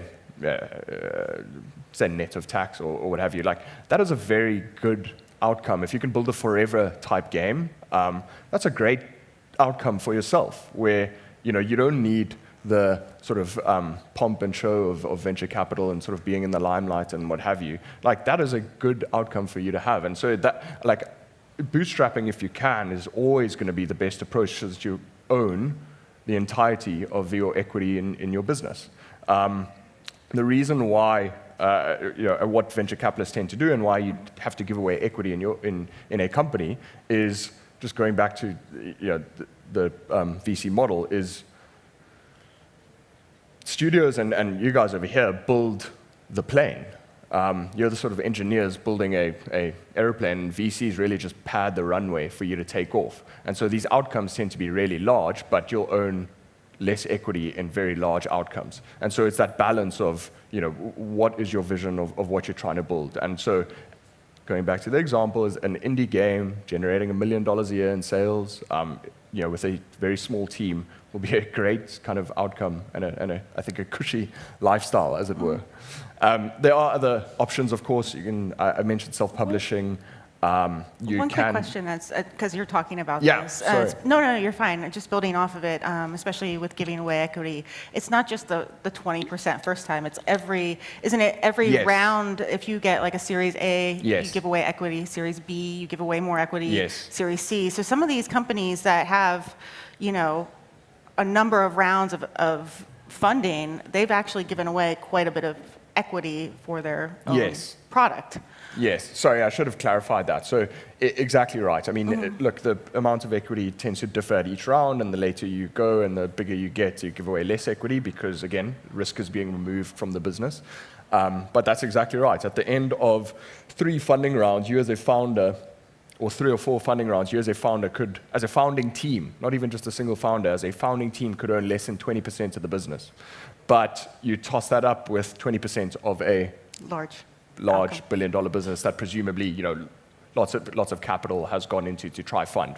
For example, AAA games and studios that build them tend to take something like $100 million to build games like that. So, you'll own less of a much kind of larger outcome. And that's why I say tossing up that decision between, you yourself as a studio just earning a nice bit of solid income building great indie games, which, by the way, I am just, it's so admirable and noble doing these, creating these kind of very artistically beautiful, well-designed games that really push the forefront of what gaming is capable of, particularly in terms of game design and aesthetic.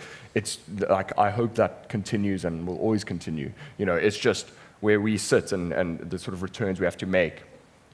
We tend to fall into the trap of, I think, and again, this is my opinion, it's a bit contentious at work, is we fall into the trap of where movies are headed. Where you typically see Fast and the Furious 16 coming out or what have you, and Marvel's 20th movie and building this massive cinematic universe and what have you. And you don't anymore see the black and white Kurosawa samurai films and the sort of like really pushing the forefront of what's capable in terms of art and creative ability. And the reason for that is really just money.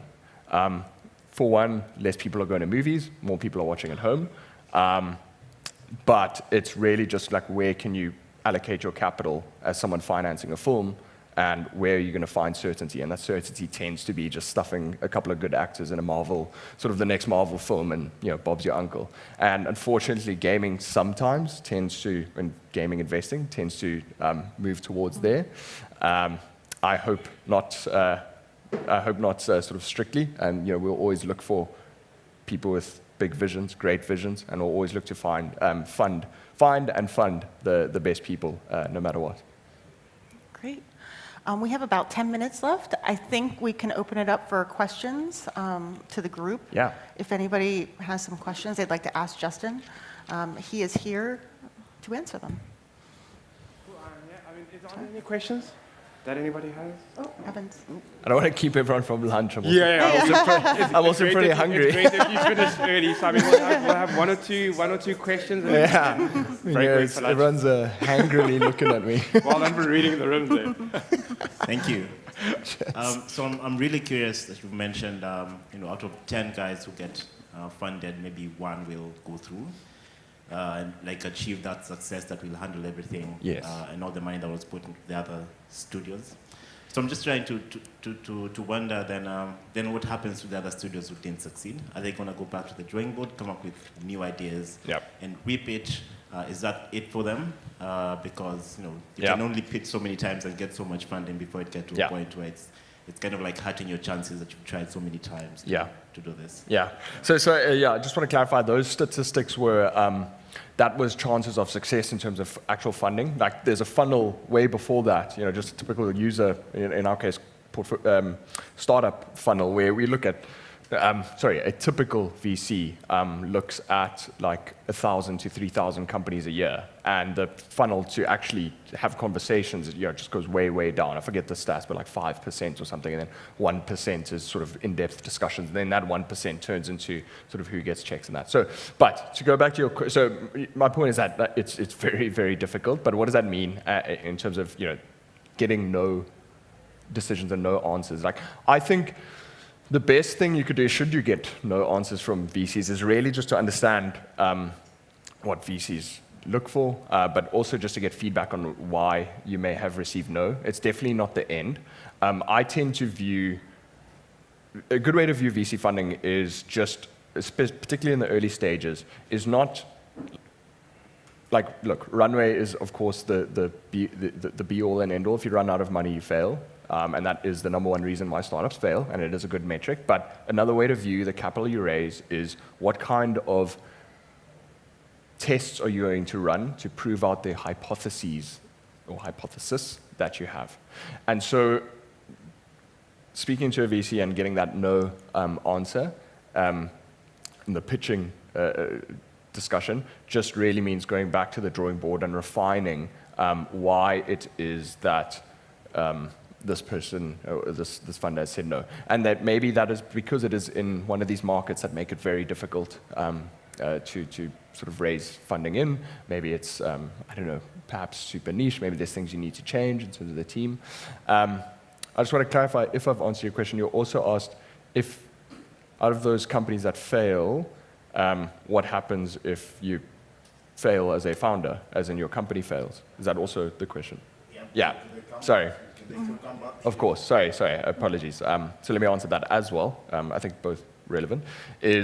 I really think, and it is, for all the stick that we tend to give the US and Americans, the best thing that sort of America has done has this ability to just really believe in itself as a people and as a country, and really tolerate, idolizes failure. Idolizes in the sense that, you have gone out there, you've gone through the trenches to build a company, like I said, which is incredibly tough and admirable, and have failed, but have learned a ton of lessons, and now are a lot stronger for it, and have sort of earned insights about what went wrong, what went right, what mistakes you made. In South Africa, we tend to have tall poppy syndrome, sort of cutting down people who tend to succeed. We think of failure as failure, which it actually is not. I think, I've been fortunate to work with a lot of American colleagues who have taught me, and hopefully will teach the rest of the country, is that is not the be-all and end-all, and it's actually a sort of great sign and a stamp of success, in my view. It's just one stepping stone on your journey. I hope that It goes back to iteration, too, how you were talking, Yes. Iterating your games. It's also iterating your pitch. And it's, just gaining that experience and having the mental resilience to not give up. I think running out of money, yes, you fail, for sure. But I think also it's that resilience of being able to tolerate no over and over and over again that really helps you get through those hard times. Yeah. Eventually there will be a yes, but it's just not like that. Yeah, yeah. No, spot on. I couldn't have said it better. All right, one last question, and then we're going to... Unfortunately, people here have got a knack of asking the questions. Okay. Yeah, but that was also in the same line, because I wanted to find out, I think this is a give and take. Now, I'm looking at people from this other side. I wanted to ask, but I think you've already answered. What is it that game developers can be able to do so that we make that, we try and reduce that 6 out of 10 is freakishly, I mean, it's, yeah. I can't even imagine the failure rate. Yeah. But I wanted to ask is there any suggestion that you could probably share with people on this other side? What is it that they can be able to do so that at least we try and see, raise up a higher guarantee? Because I loved Evans' speech, just how much they went into researching, what idea can they put across, and I think it showed. I don't know if, but I think you've partially answered already on what we should be able to do on this other side to help out in terms of reducing, because 6 out of 10 is extremely high. Yeah, yeah. So look, I guess taking in funding from a VC will tend to try to help you with that, because then, you know, we are stewards of capital and you are also stewards of capital to a degree. So having good partners, I think, alongside you would be sort of the first step, if that is the case. If you, of course, don't take VC funding, it really would be around, there's two sort of things here. It's just, I guess, managing capital, which is a very fluffy way to say just don't spend your money on like dumb shit. You know, you have, but really, it's amazing. South African companies. I'm so like sort of proud of everyone building companies here.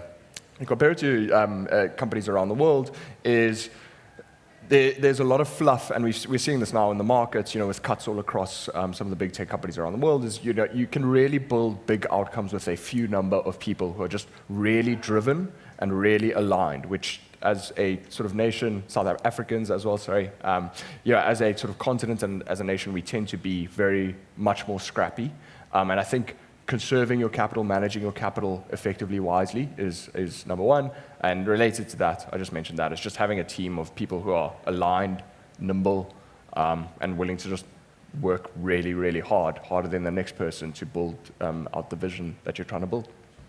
Sorry, it's not a great answer, but typically that's what we've seen is that companies spend too much money on growth and then run out of money, and the growth doesn't come because they're in the middle of a war, for example, and just it becomes difficult. And so I think just being kind of scrappy, having smart people around you. Cool.